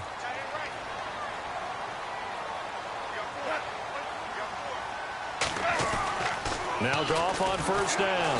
Pressure comes. He's taken down by the Seahawk defense. Jaron Reed able to collapse the pocket and drop him for a loss of a yard. A little bit of ground to make up for the offense as they face a 2nd and 11.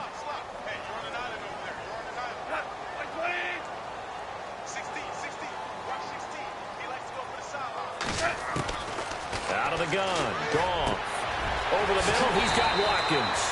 That one goes for 24 yards.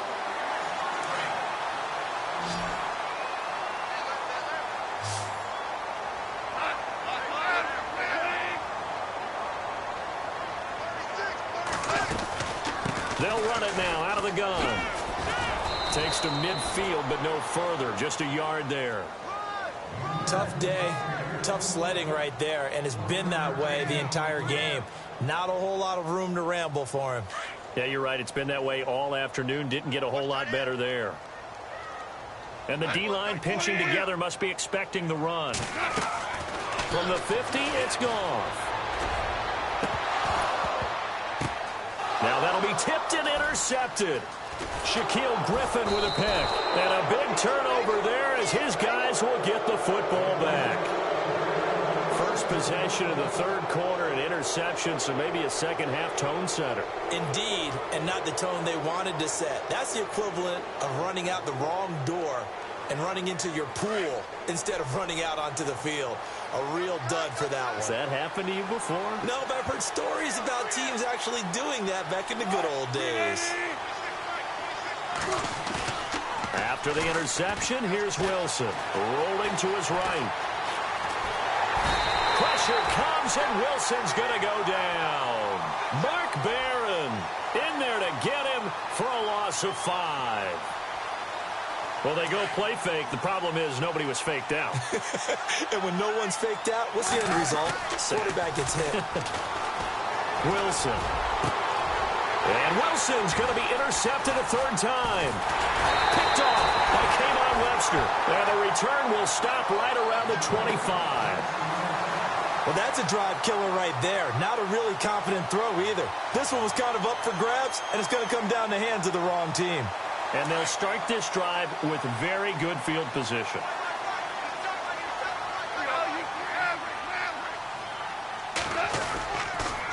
Time to establish the run game here. Gurley. And, he is really laid out that time. Knocked flat on his back. Right at the line of scrimmage. I'm no offensive mastermind, but of all the guys on the field to block, you might want to stop him. Look, I've got a very simple rule. An unblocked defender is usually your best defender, and he ended up making the play there.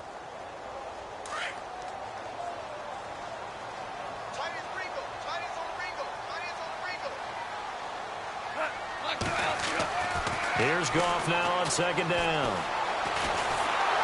Nowhere to turn this time, and he goes down.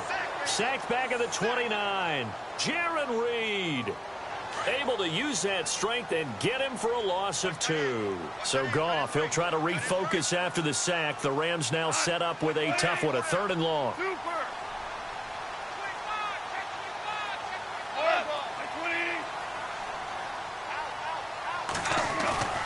Now Goff. Under pressure again, and down he goes again.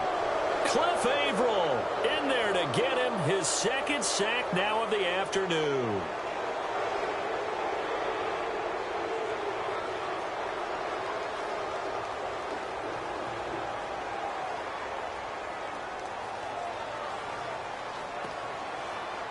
Goff and his guys not coming off the field. They're going for this.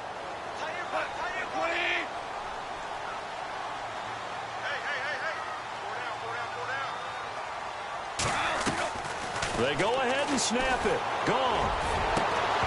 And they It's incomplete. Boy, it looked like he had it and dropped it. And the Seahawks are going to take over the football. The Seahawks offense now, they get ready to come back onto the field. And following the interception, just any interception, are you a little bit more cautious when you start that next drive, or no, you just throw that out the window? I think you are. I don't think that there's any way you can run back out there and go, totally didn't affect me. Let's just go ahead and be loose with the football again. You're going to take care of it, but you have to be careful about being too cautious because now you can't run any offense at all. Still want to attack. We'll see how they attack him here. The drive begins with a run by Rawls. And there is nowhere for him to cut back as he's taken down in the backfield. They'll wind up losing 3 yards here. And that'll make this a 2nd and 13.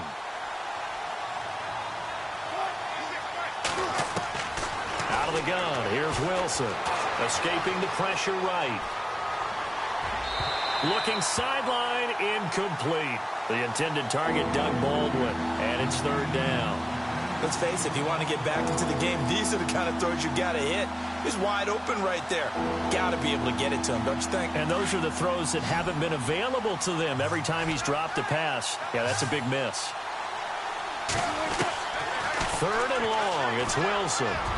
And he fires one, but incomplete. Well, we're into the second half now, and this is an offense that continues to struggle to sustain a drive. Looks like they're just totally out of sync, whether they're running the ball, passing the ball like we saw there. I don't know. The rhythm seems off. Here's John Ryan now. On for his 2nd punt. He'd take a repeat of his first. And he gets this away, and look at this. This is a good one.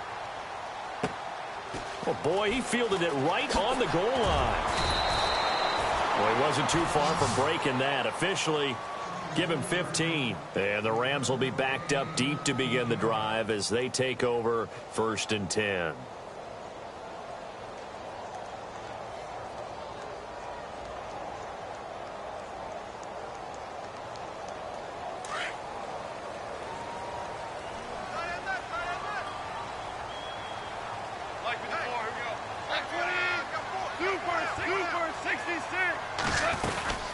They'll start out on the ground with Gurley. And he'll take this one up over the 20 to the 21-yard line. He'll get a nice chunk there on the 1st down run, and it's 2nd and 4. 3rd quarter, and you've got the lead. You're not ready to go into that 4-minute offense to close the game out, but a running game can really benefit your team right now. 2nd down and 4.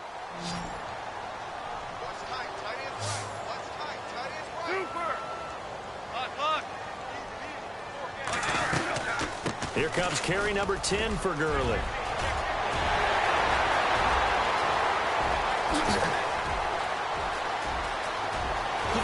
Touchdown, LA! Todd Gurley, 79 yards. And the Rams add on to their lead. Always important to get the first score of the second half. Now you start to pull away a little bit and get some breathing room going. And now we find out about the fortitude of the group that's behind, because they were counting on getting into the game a little bit more, right? Maybe they get the first score. That doesn't happen. It looks almost insurmountable, but it's not. Let's see how hard they play the rest of the game. Set now to kick this one away, and off it goes. This is fielded a couple yards deep. And Seattle now ready to march onto the field. And they're coming off a 3-and-out, my friend. I think they've got to look at that play sheet and go to a spot that they haven't gone before. Time to shake things up a little bit to try and get this offense moving. Okay, so how do you do that? How do you shake things up? You look at what you've called before, realize it hasn't worked so well. Go to something else. And maybe try and find one of those special plays from one of your better players, and maybe try and hit something big and get things going in the excitement area. It's a loss of a yard there, and now 2nd down. But these guys are going to chop into that deficit. They got to do a much better job in the run game. Caught behind the line of scrimmage, no yardage to be found. And he is hit pretty hard from the side as he's knocked down. A Seahawk 1st down. Wilson to his big target, Graham. You cannot write these guys off just yet, not with a quarterback like that under center. You mean it actually crossed your mind with him running the team that you could actually maybe write this game off? Not yet. Not a chance. Not with him. We've seen it too many times. touchdown, Procise. And after the good gain last play, this time they say, as he's going to be stopped behind the line of scrimmage. It'll be a loss of 1. Now it's Wilson, and that'll bring up a 2nd and 11. Now he's going to throw it deep to the other side of the field. And his pass is intercepted for the 4th time today. Picked up by Nickel Roby-Coleman, and he'll take it across midfield to the 40.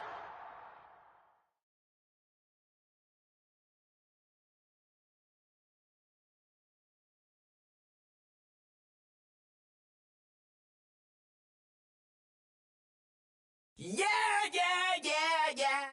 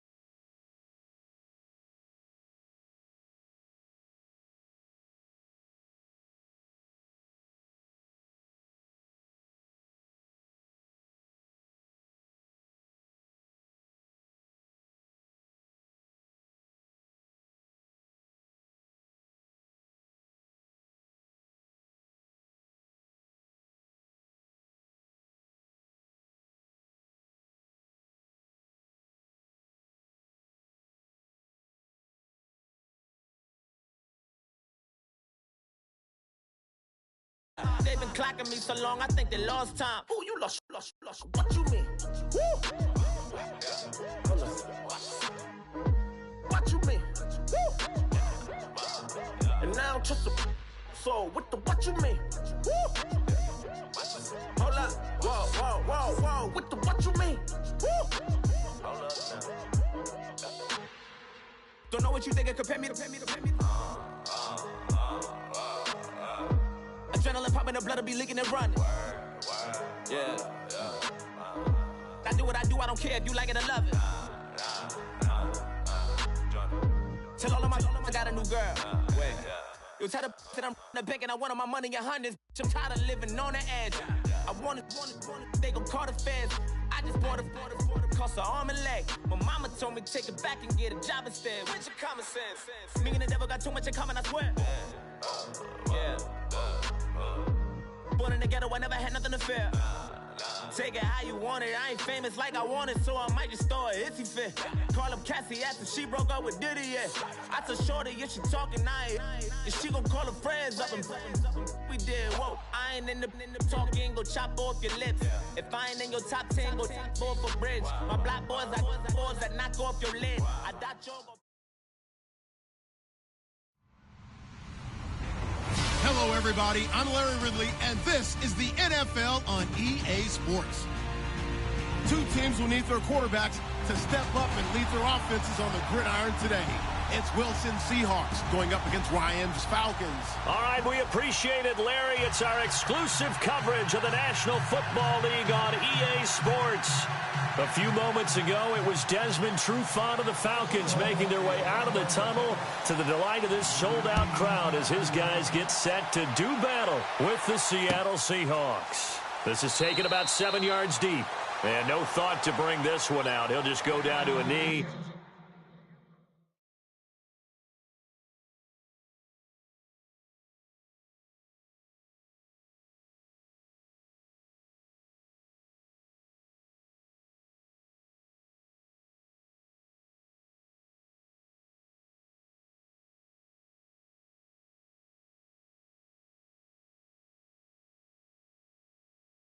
And they'll take over at the 25.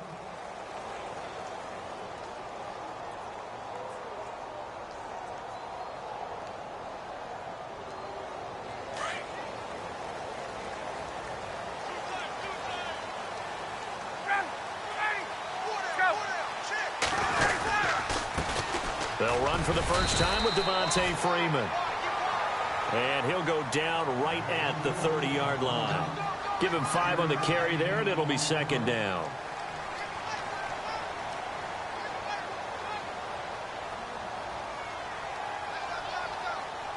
So second and medium, 2nd and 5 now.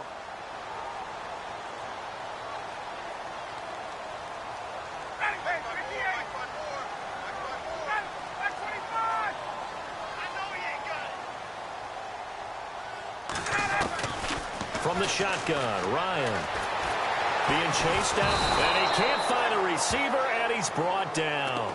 Mike Bennett in there to get him for what will be a loss of 13 yards. So the sack pushes him back, and now 3rd and long for Ryan and the Falcons.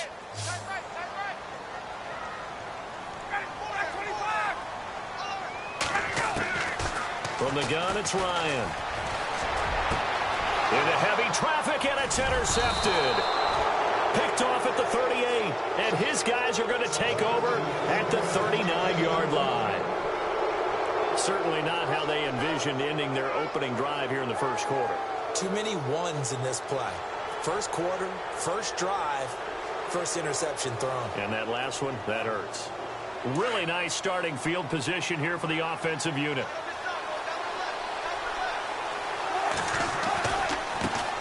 Here's Thomas Rawls with his first carry.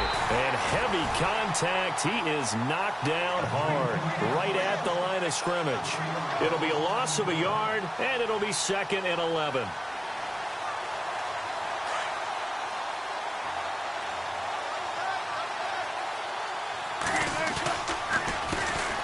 Now the former Notre Damer, this is C.J. Prosise. 4 yards on the pickup there as they get it back to a more manageable 3rd and 7. On a 2nd and long, it's really nice to see an offense that has enough confidence to run the football in that situation. I think that goes back to their practice and game planning. They've seen things that they've seen on tape and in previous games that led them to believe that even in a long-distance situation, they can still run the football and gain enough yardage to put themselves in a good spot on 3rd down.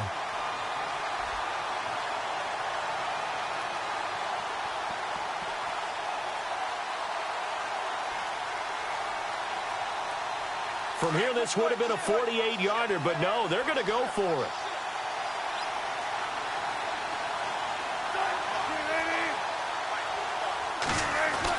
They'll try and throw for it with Wilson, eluding the pressure right. And my goodness, this is incomplete. Boy, it looked like he had it and dropped it. And the Falcons defense stands tall. They'll get the football back. Now the Falcons offense gets ready to head back onto the field. That opening drive ended with the INT. It didn't lead to points, but still not the way they were hoping to begin the game. But how about going and telling your defense, thank you, a huge thank you. You said it didn't lead to points, stalled off that drive.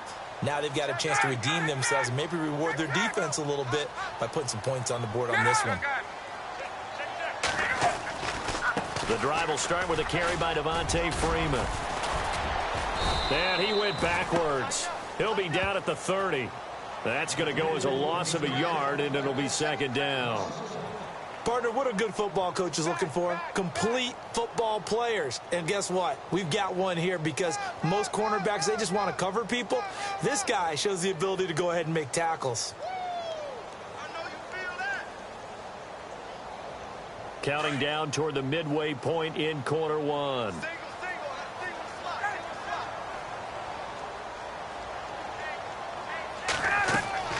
On 2nd down, here's Ryan. They'll set up the screen for Freeman. And they take him down, losing yardage back at the 27. He lost 2 there, and it's 3rd down. Time to give a little credit here. That was an excellent read by the guys on the defensive side of the ball. Oh, you're crediting your defense. Got to credit them on that one because they tried to fool them, right? Tried to trick them, ran a screen, and they went to it and smothered it for a loss of yardage. Here's Ryan. And this is going to be incomplete. Granted, it looked like he had his hands on it for a moment, but let's face it, that was going to be a tough catch all the way because of the presence of the defense right there as he was trying to haul it in. Yeah, nice job to force the incompletion. On 4th down, here's Matt Bosher on to punt. Back deep for the Seahawks, the All-Pro returner from 2015, Tyler Lockett.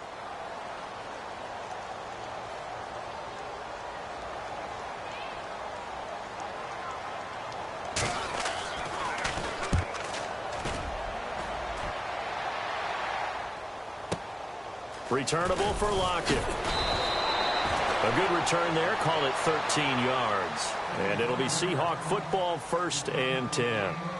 The Seahawks offense now, they get ready to head back onto the field. And last time they were very fortunate, this offense. They went for it on 4, turned it over in their own territory, but the other guys held up.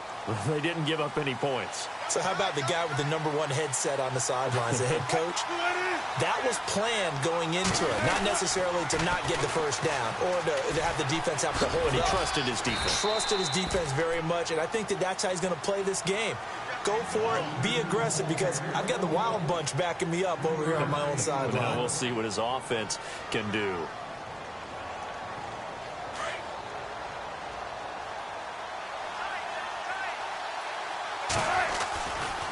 A 2nd down carry for Procise. A big hit.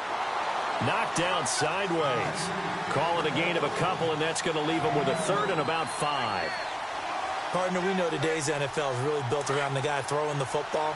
But these short runs, they still pay dividends because they can take their toll on a defense, and they can add up as the game goes along. You control the clock, you control the ball, and that way you often control the game.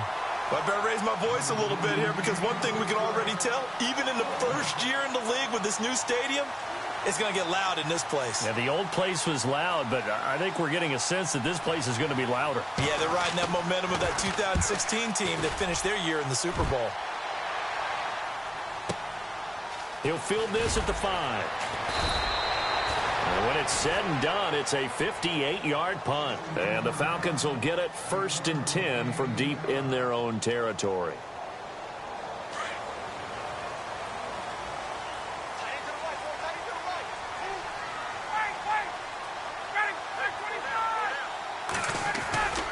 They'll run with Freeman here to begin the drive.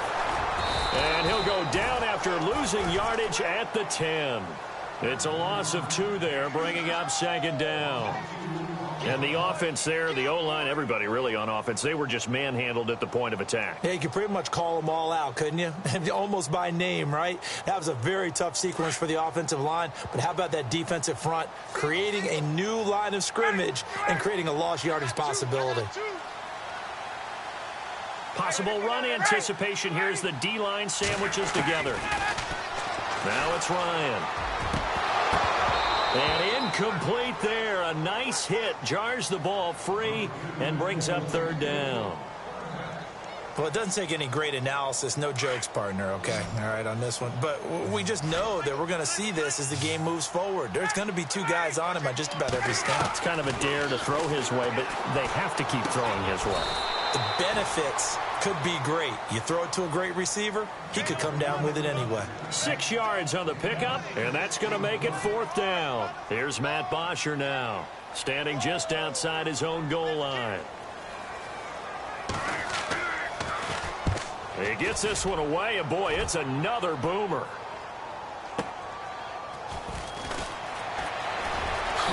Whoosh. Alongside my broadcast partner, Charles Davis, Brandon Gaudin hits the Seahawks with a football to begin quarter number 2 as they take over following the punt with a 1st and 10.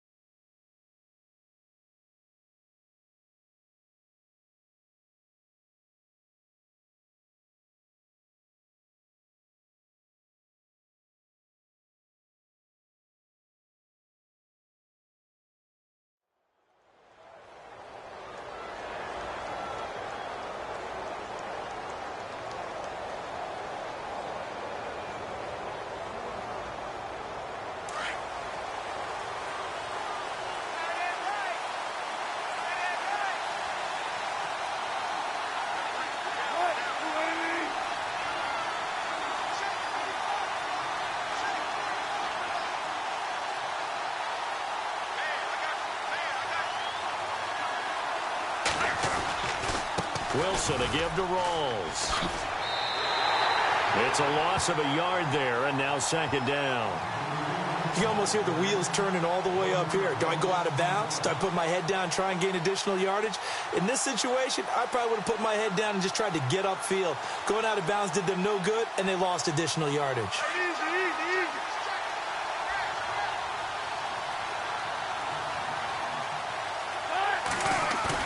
On 2nd down, Wilson. Nowhere to escape, and he goes down. Brooks Reed. He's the one that got to him. He takes him down for a loss of 9.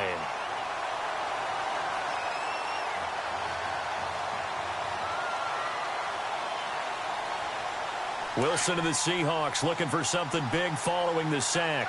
It's 3rd and long here.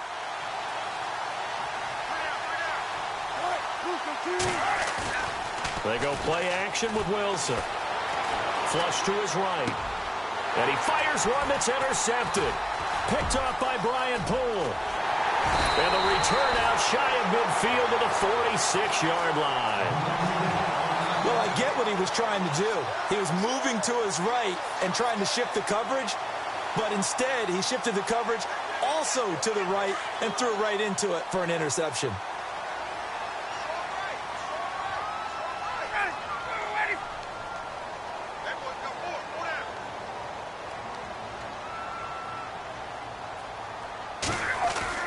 After the interception, here's Ryan. And he will avoid the contact as he slides to a stop. He'll get 10 there all on his own, but it'll be second down. Partner, he was going through his progressions. Not there, not there. After about the third one, he decided he better pull it down and run for it. And he slides down and avoids the hit for good measure.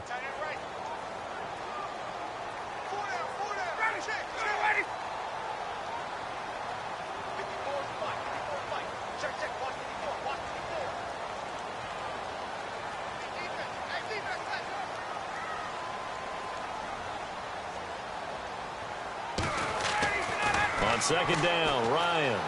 Oh, he's got a little daylight. And he'll slide down to avoid the contact.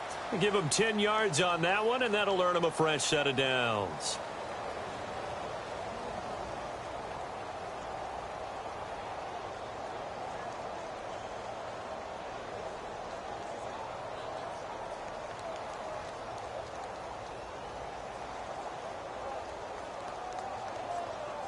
Clock running, under 4 to play now as they come up on 1st and 10.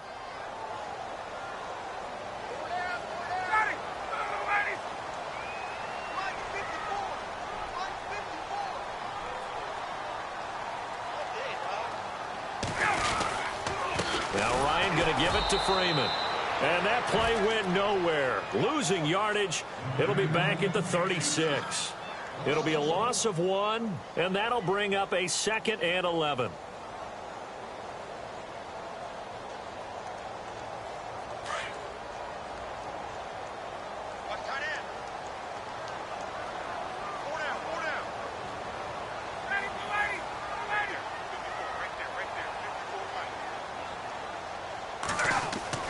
Now they'll throw it with Ryan. Now they set up the screen. That's complete. And he'll go down here at the 35-yard line. Only a yard there. Sniffed out well defensively, and it brings up 3rd. So many things have to come together just right for a screen pass to break for big yardage. The blocking, the timing of the pass to the runner, everything has to fit together just right. But on that play, the defense was able to disrupt things and hold it to a short gain. The Falcons on 3rd down. 0 for 3 to this point. They could use a conversion. This is 3rd and 11.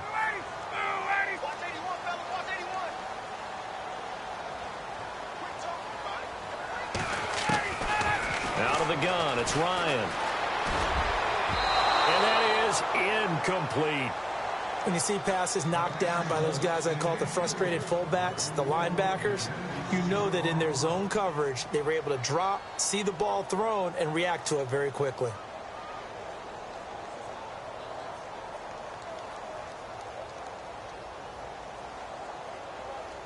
Now let's see how the offense still out there. They elect to go on 4th and 11.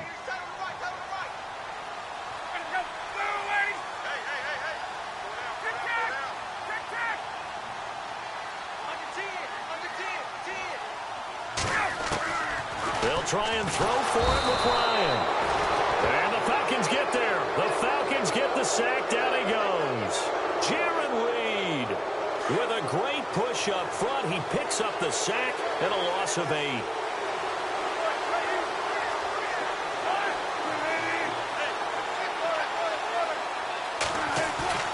Trying to shake off the interception from the last drive. He'll look to throw. And he'll go down right around the 47 this time. He'll wind up getting right about 4 there on the scramble, and it's 2nd down. Yeah, he only gets a few yards on 1st and 10, but he's better off doing that than throwing an incompletion or even worse, an interception.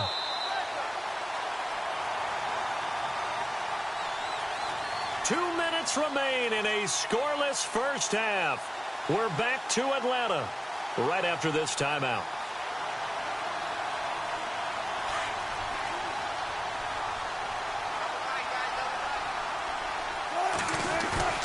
Play action. It's Wilson. Flushed out right. And he'll avoid the tackle there with a slide. Nothing open downfield. He keeps it himself for 11 and a first down. First down now, but the clock continues to move. Wilson turns and gives to Procise. And some good tackling there as he stopped up at about the 41. Give him a couple on the carry there. 2nd and 8. Well, he hasn't made much of an impact in the running game thus far, and after that last run, not much is going to change in that area. He hasn't been able to get anything going, and really the offensive line not helping him much.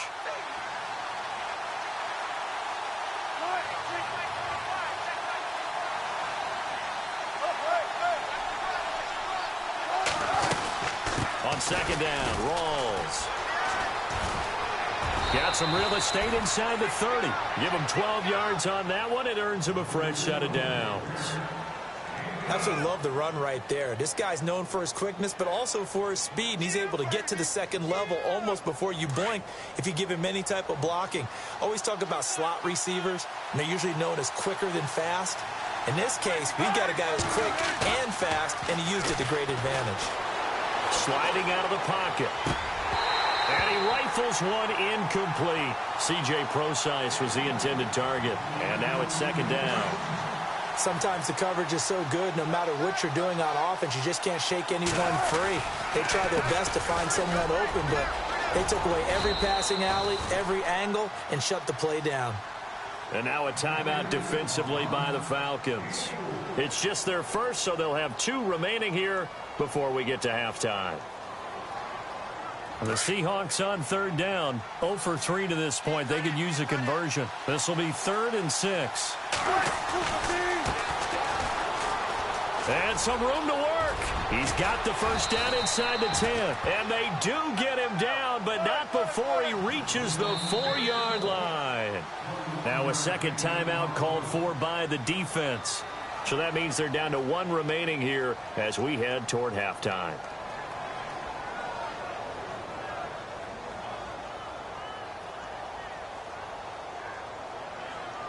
From the 4-yard line, it's 1st and goal now.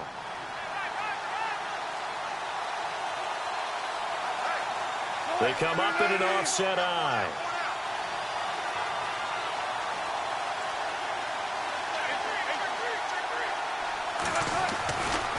Wilson going to give to Rawls.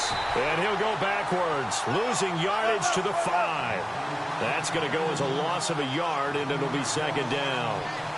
Every year I go to the combine and marvel at the speeds that linebackers are running nowadays. They run like DBs. And let's face it, they know how to finish plays too. Eyes up, head up, run right through them.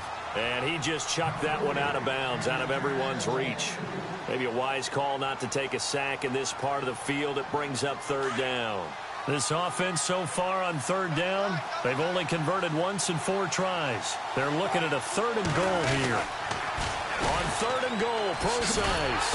And he goes backwards on this one, losing yardage to the 7. And now we're going to get a timeout here called by the defense. And with halftime on the horizon, they'll be out of timeouts from here forward. So on 4th down, Pete Carroll's going to call out his field goal unit. From the left hash, should be a fairly easy one here. And Walsh able to convert it as his kick is good. And the Seahawks grab a 3-0 lead.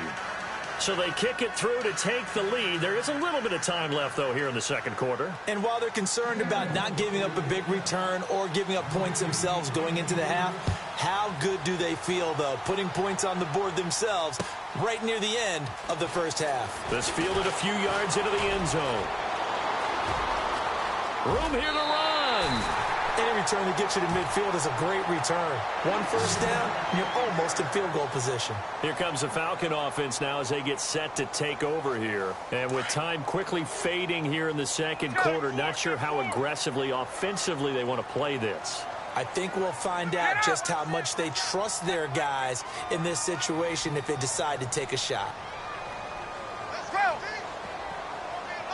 21.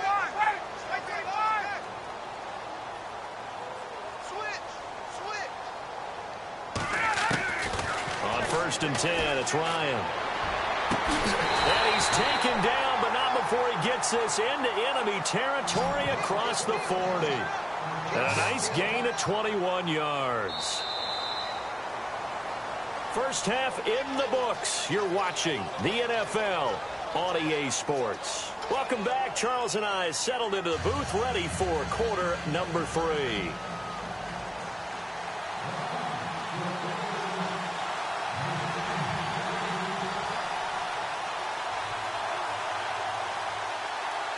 So both teams have their marching orders, and we'll get going again here in quarter number 3.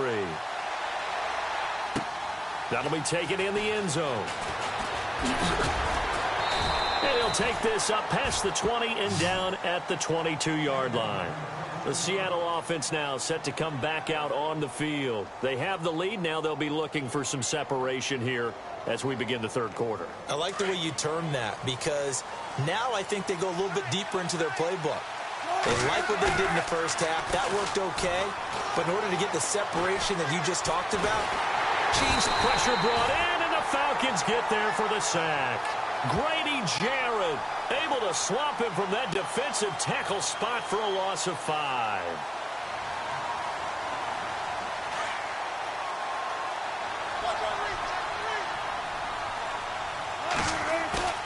They go play action now. Wilson. He'll buy some time right. Got some room at the 30. And they're able to get this one across the 35. The coverage may be too good that time as he breaks away for 19 with his legs and a first down. Wilson going to hand it to Procise. Room to run past midfield. And now off to the races down the right side. And all the way in. Touchdown, Seattle. C.J. Procise, 64 yards. And the Seahawks add on to their lead. And on that long run, maybe the defense caught napping a little bit.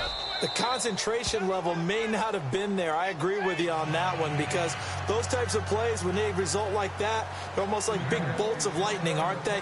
Whoosh, and off he goes. This is taken about 7 yards deep. And no thought to bring this one out. He'll just go down to a knee, and they'll take over at the 25.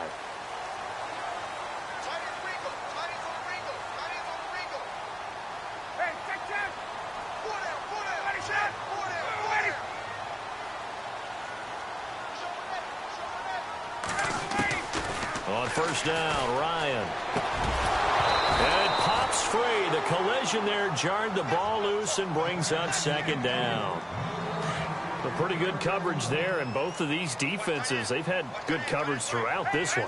No doubt about it, and in today's NFL, where we're used to a bit more scoring, this feels almost like a well-pitched game in baseball on both sides, where the tension continues to build. Who's going to make the big play? On second down, Freeman. And he will lose yardage here back at the 23-yard line. It's a loss of 2, now third down. We think, Brandon, I like the intensity this defense is showing right here in these first few drives. They're not just holding the line because they're doing their job, but they're doing more than that, aren't they? They get a nice push into the offensive backfield. And a great example right there for the loss on the tackle. And this is going to be incomplete.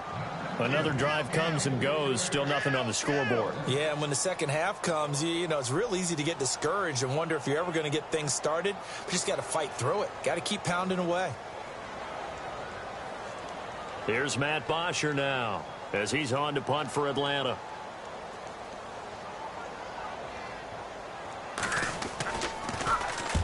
Averaging over 50 yards a punt so far as this one's away.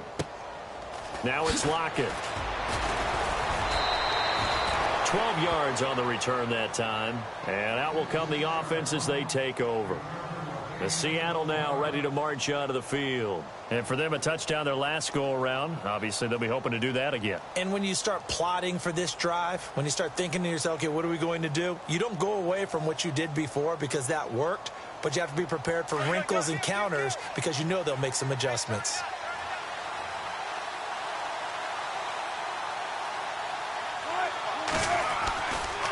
Again, going left is Rawls. Found a little room there as he's up to about the 37. It's a pickup of 4, and it'll bring up second down. Tough running there. That's a hard-earned 4 yards. Yeah, those are the unsung kind of runs. They don't fill up the stat sheet, but they do set you up in good position on second down. And a good swarm to the football defensively as they get him down at about the 40. Well, that's not a run that's going to make any of the highlight tapes, but they've been moving it well all game on the ground. This is another one that keeps them moving forward. The Seahawks on third down, just 1 for 5 to this point. This time it's 3rd and 3. Here comes the D swarming to the line. Wilson. Escaping the pressure right. And the Falcons get there. The Falcons get the sack. Down he goes. Vic Beasley able to track him down for a loss of 13. And it'll bring up 4th down. On is the punt team now as this one's sent away. This is taken around the 12. Uses the spin. So possession goes over here on the punt. And the Falcons will be taking over 1st and 10. And here now come the Falcons. These guys had to punt last time. It has not been a very fruitful game offensively thus far. They haven't even made a trip to the red zone. And I know that everyone's going crazy on that sideline because that drives you berserk to come off the field, not really move the ball well. As you said, not even get to the red zone, let alone, not even put points on the board. They've got to just take a deep breath, relax, try and figure out what is working, and call more of that. They'll try to get the ground game going with Freeman. And he's going to get this one across the 30-yard line. It's a gain of 11 yards that time, and it produces a new set of downs. I've yet to meet a wide receiver who likes to block more than catching the football, but the best ones understand that that's how they'll actually get more passes thrown to them if they help in the run game. And anytime you get a run of that yardage, that means the wide receivers did help. They get down to what a lot of people call the 2nd level, the linebackers, or the 3rd level where the defensive backs are, and they get out in front and put their bodies out there and create more space for their runners to gain the yardage. This is Freeman on 1st and 10. And he's got some space here. 11 more on that one and another 1st down. I think they like this drive a little bit better there, partner. Running game helping out, picking up some of the slack. Because remember, the last drive, they went 3 and out. And a new set of downs here after picking up the 1st on the ground.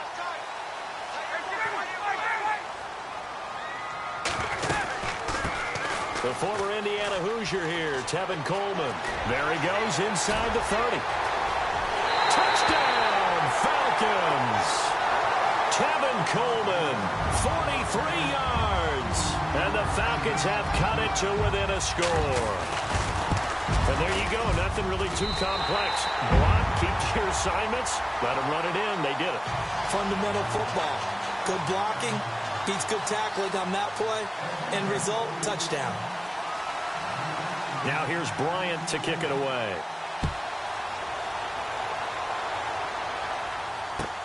That's fielded in the end zone. And a nice return sets him up pretty good here at the 30-yard line. Here come the Seahawks now, set to take over on offense. Certainly want to avoid what they had to do last possession, that was punt the football, because this game's starting to tighten up. In a basketball sense, you think about taking a little bit of the air out of the ball, right? Maybe milk some clock, limit the possessions. In this case, they might want to do... Pressure comes, and Wilson's going to go down. Grady Jarrett getting in there from his defensive tackle spot to snow him under for a loss of 4. Now a give. Right side, it's Rawls. Space to maneuver at the 40. He's at the 40. Past the 20. 10. And he is in for the Seattle touchdown. Thomas Rawls, 74 yards. And the Seahawks find a way to stretch their lead.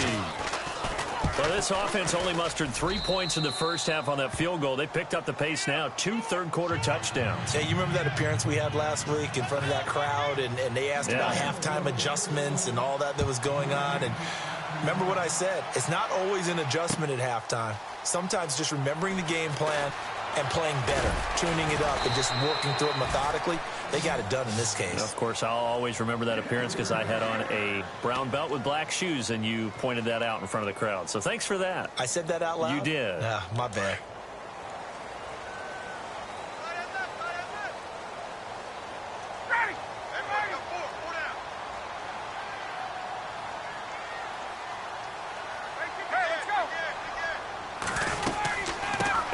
Starts with a handoff to Coleman. And they're able to get this one across the 35. That one goes for 13 yards, and it moves the sticks. Every now and then when we see a really good run, we really tend to focus on what other people did in order for that run to happen, what the offensive line did, what the receivers did to help. And the Seahawk defense gets to him, and they bring him down. Sheldon Richardson coming up the middle, gets him there for a loss of about 9.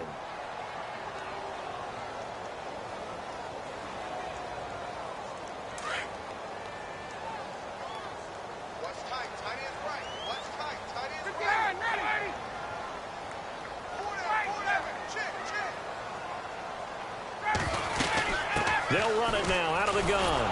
And they take him down, losing yardage back at the 27.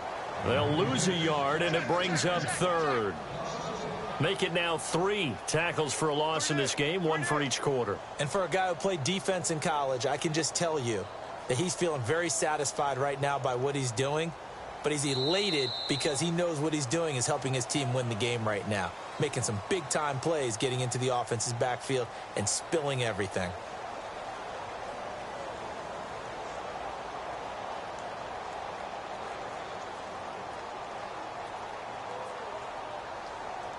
Need something from deep in the bag of tricks here after 1st and 2nd down went backwards. It's 3rd and very long.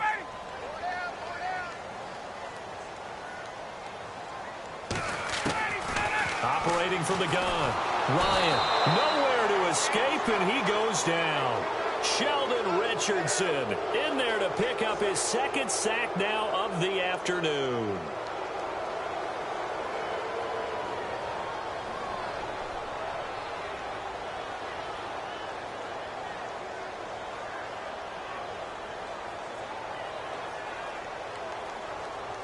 Here's Matt Bosher now. He's been one of their few bright spots so far.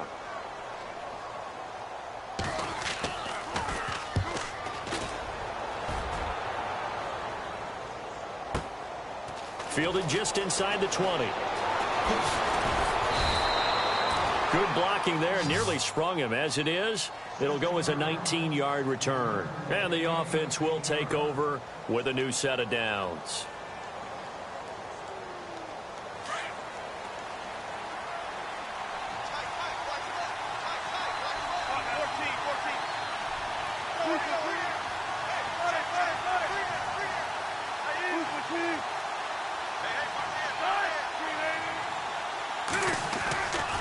First down, this is Rawls.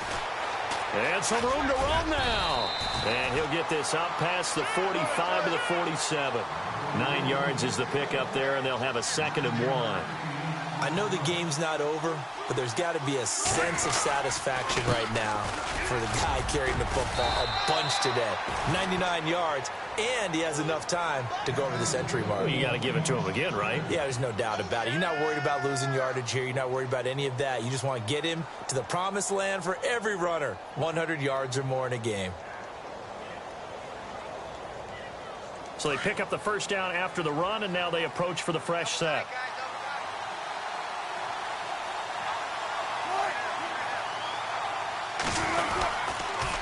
Procise on the toss. Oh, he's got some breathing room. And he picks up about 6 as he gets this down to the 41. Now, I'm guessing you'd say this is kind of the key here. Grind out some yardage, work on that clock, see if you can continue to tick it down. Definitely. You want to bleed things out at this point, right? Continue to possess the football, gain some yardage, and put the onus on the defense. Do they have to use timeout? And he's taken to the ground, but he was pulled down by the face mask. Here come the flags. And I believe this is going to be a first down. They're down here in the 4th, and that personal foul penalty is not going to help. No, in these types of situations, players will tell you that's extra intensity. From where we sit, it's actually frustration. Not a good play.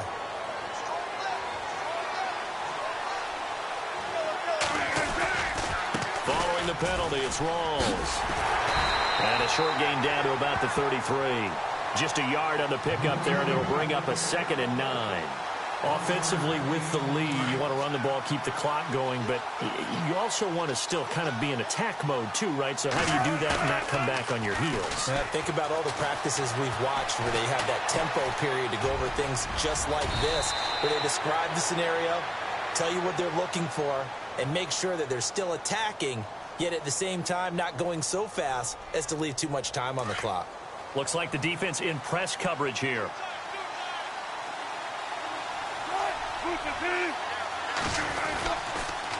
They'll pitch out to Process. And he'll lose yardage here, going down back at the 28. So a loss of 5, and it'll be second down. Brandon, it's clearly a running situation when you're up in the fourth quarter.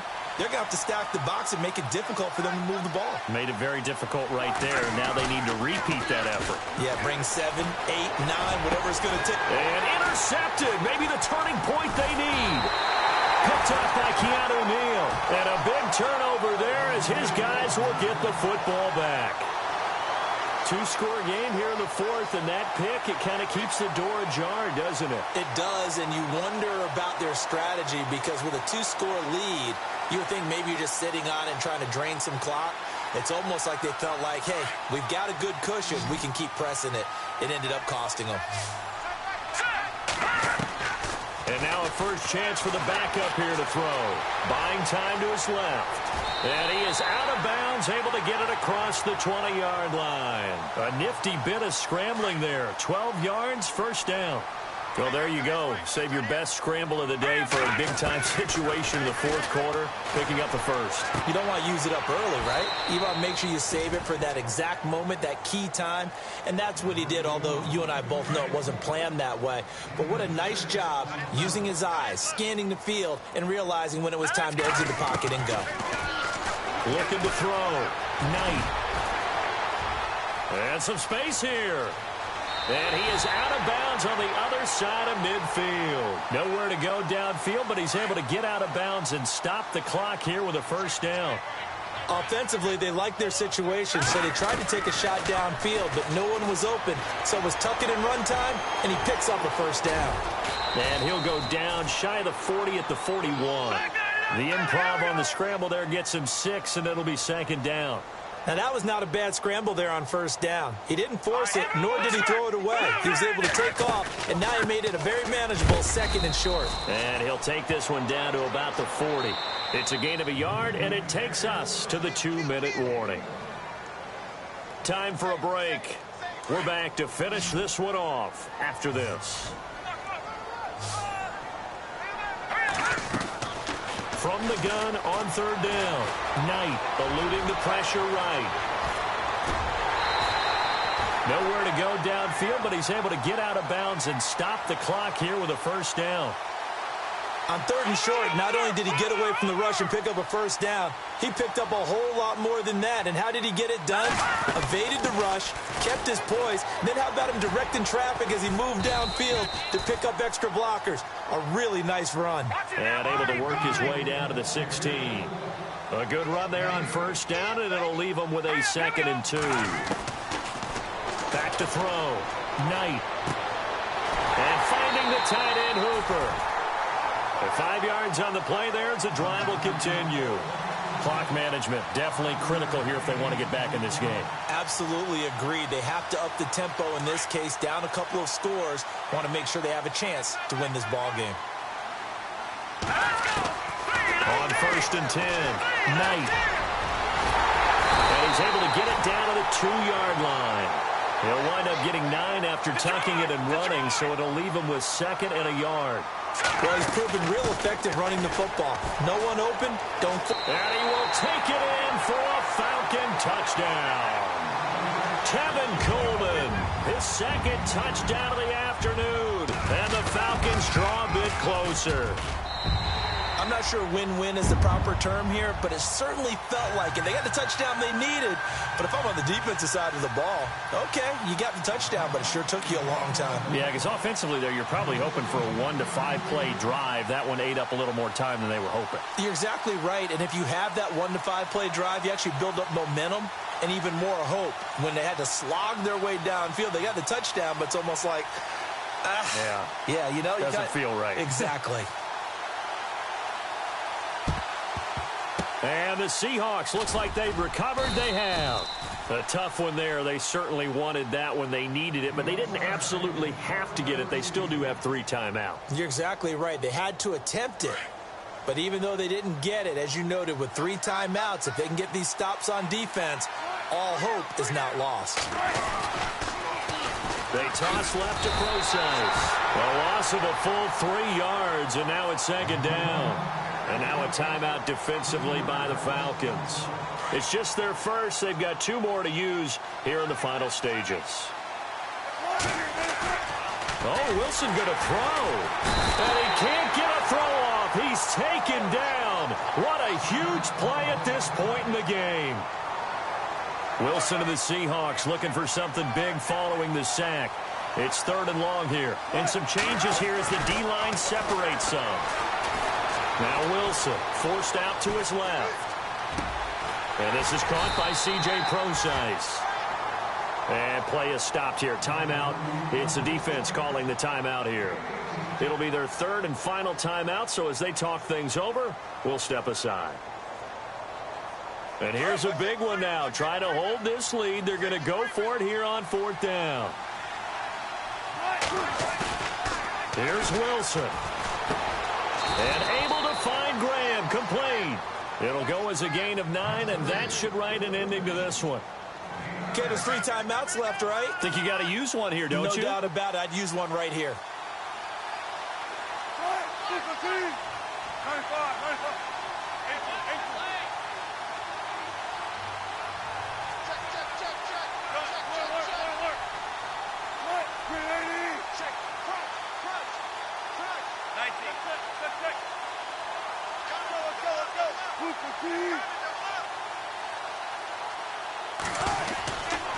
They give it to Rawls. And he'll take this inside the 20 and down to the 18. A gain of 3, second down.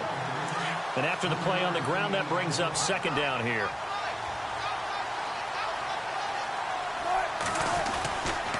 They go again with Rawls. And they'll lose a yard that time, and that's going to lead to a 3rd down. Oftentimes when a guy has a game like this, he's going to take his offensive line out to dinner afterwards. But after a play like that, he may tell them, instead of getting the steaks, guys, we might have to go for the hot dogs. A road win in the National Football League. Charles, you never take that for granted no matter who you're playing, no matter where you're playing. You take it and you run with it. And you know you primed the pump all week in your own home facility. No one thinks we can do this. Only people who believe are right here in this room. And then you go on the road, band together, and get it done.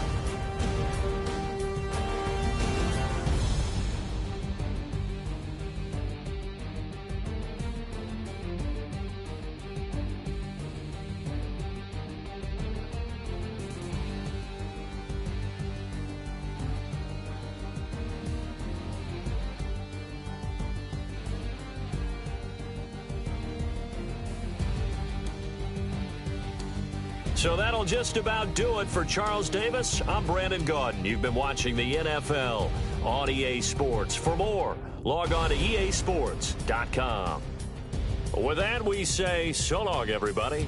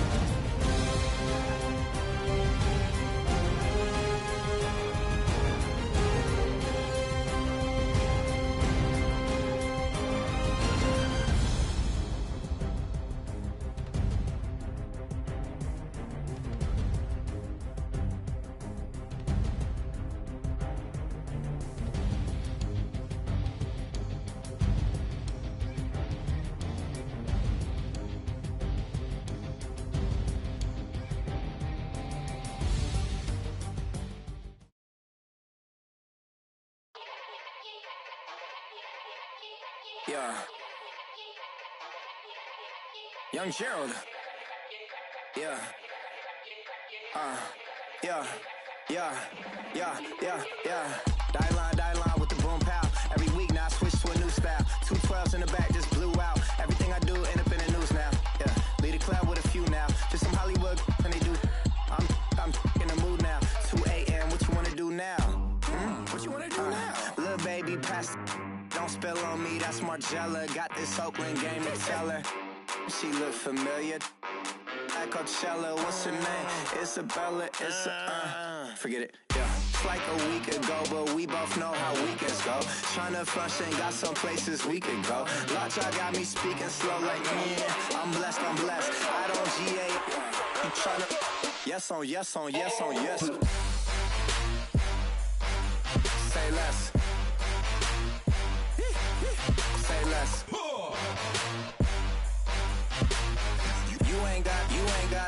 You ain't go. Say less. Yeah. Say less.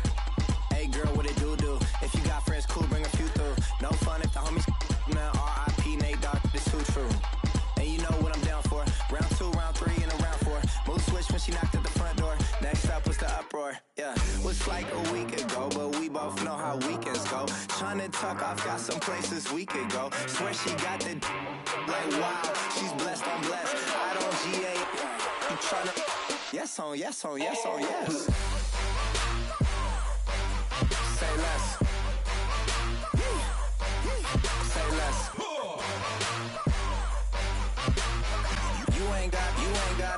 You ain't go. Say less. Sheesh. What you saying? I don't understand. I'm out my mind. I popped. Sheesh. I swear this lock shot got me stuttering. Get it, my favorite rush. You talkative, ain't gotta say too much. Be quiet, who got some grapes? I'm trying to. I'm all ball for these. Get it, not complicated. No conversation. Get it, not complicated. No conversation. Please say less. Please say less. Please say less. I'm blessed. I don't GA. You tryna yes on yes. Say less. Say less.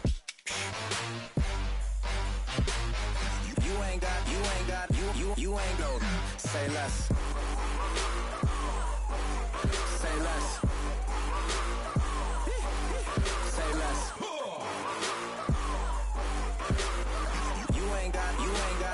You ain't go. Say less. Honorable C note. Yeah, low fish.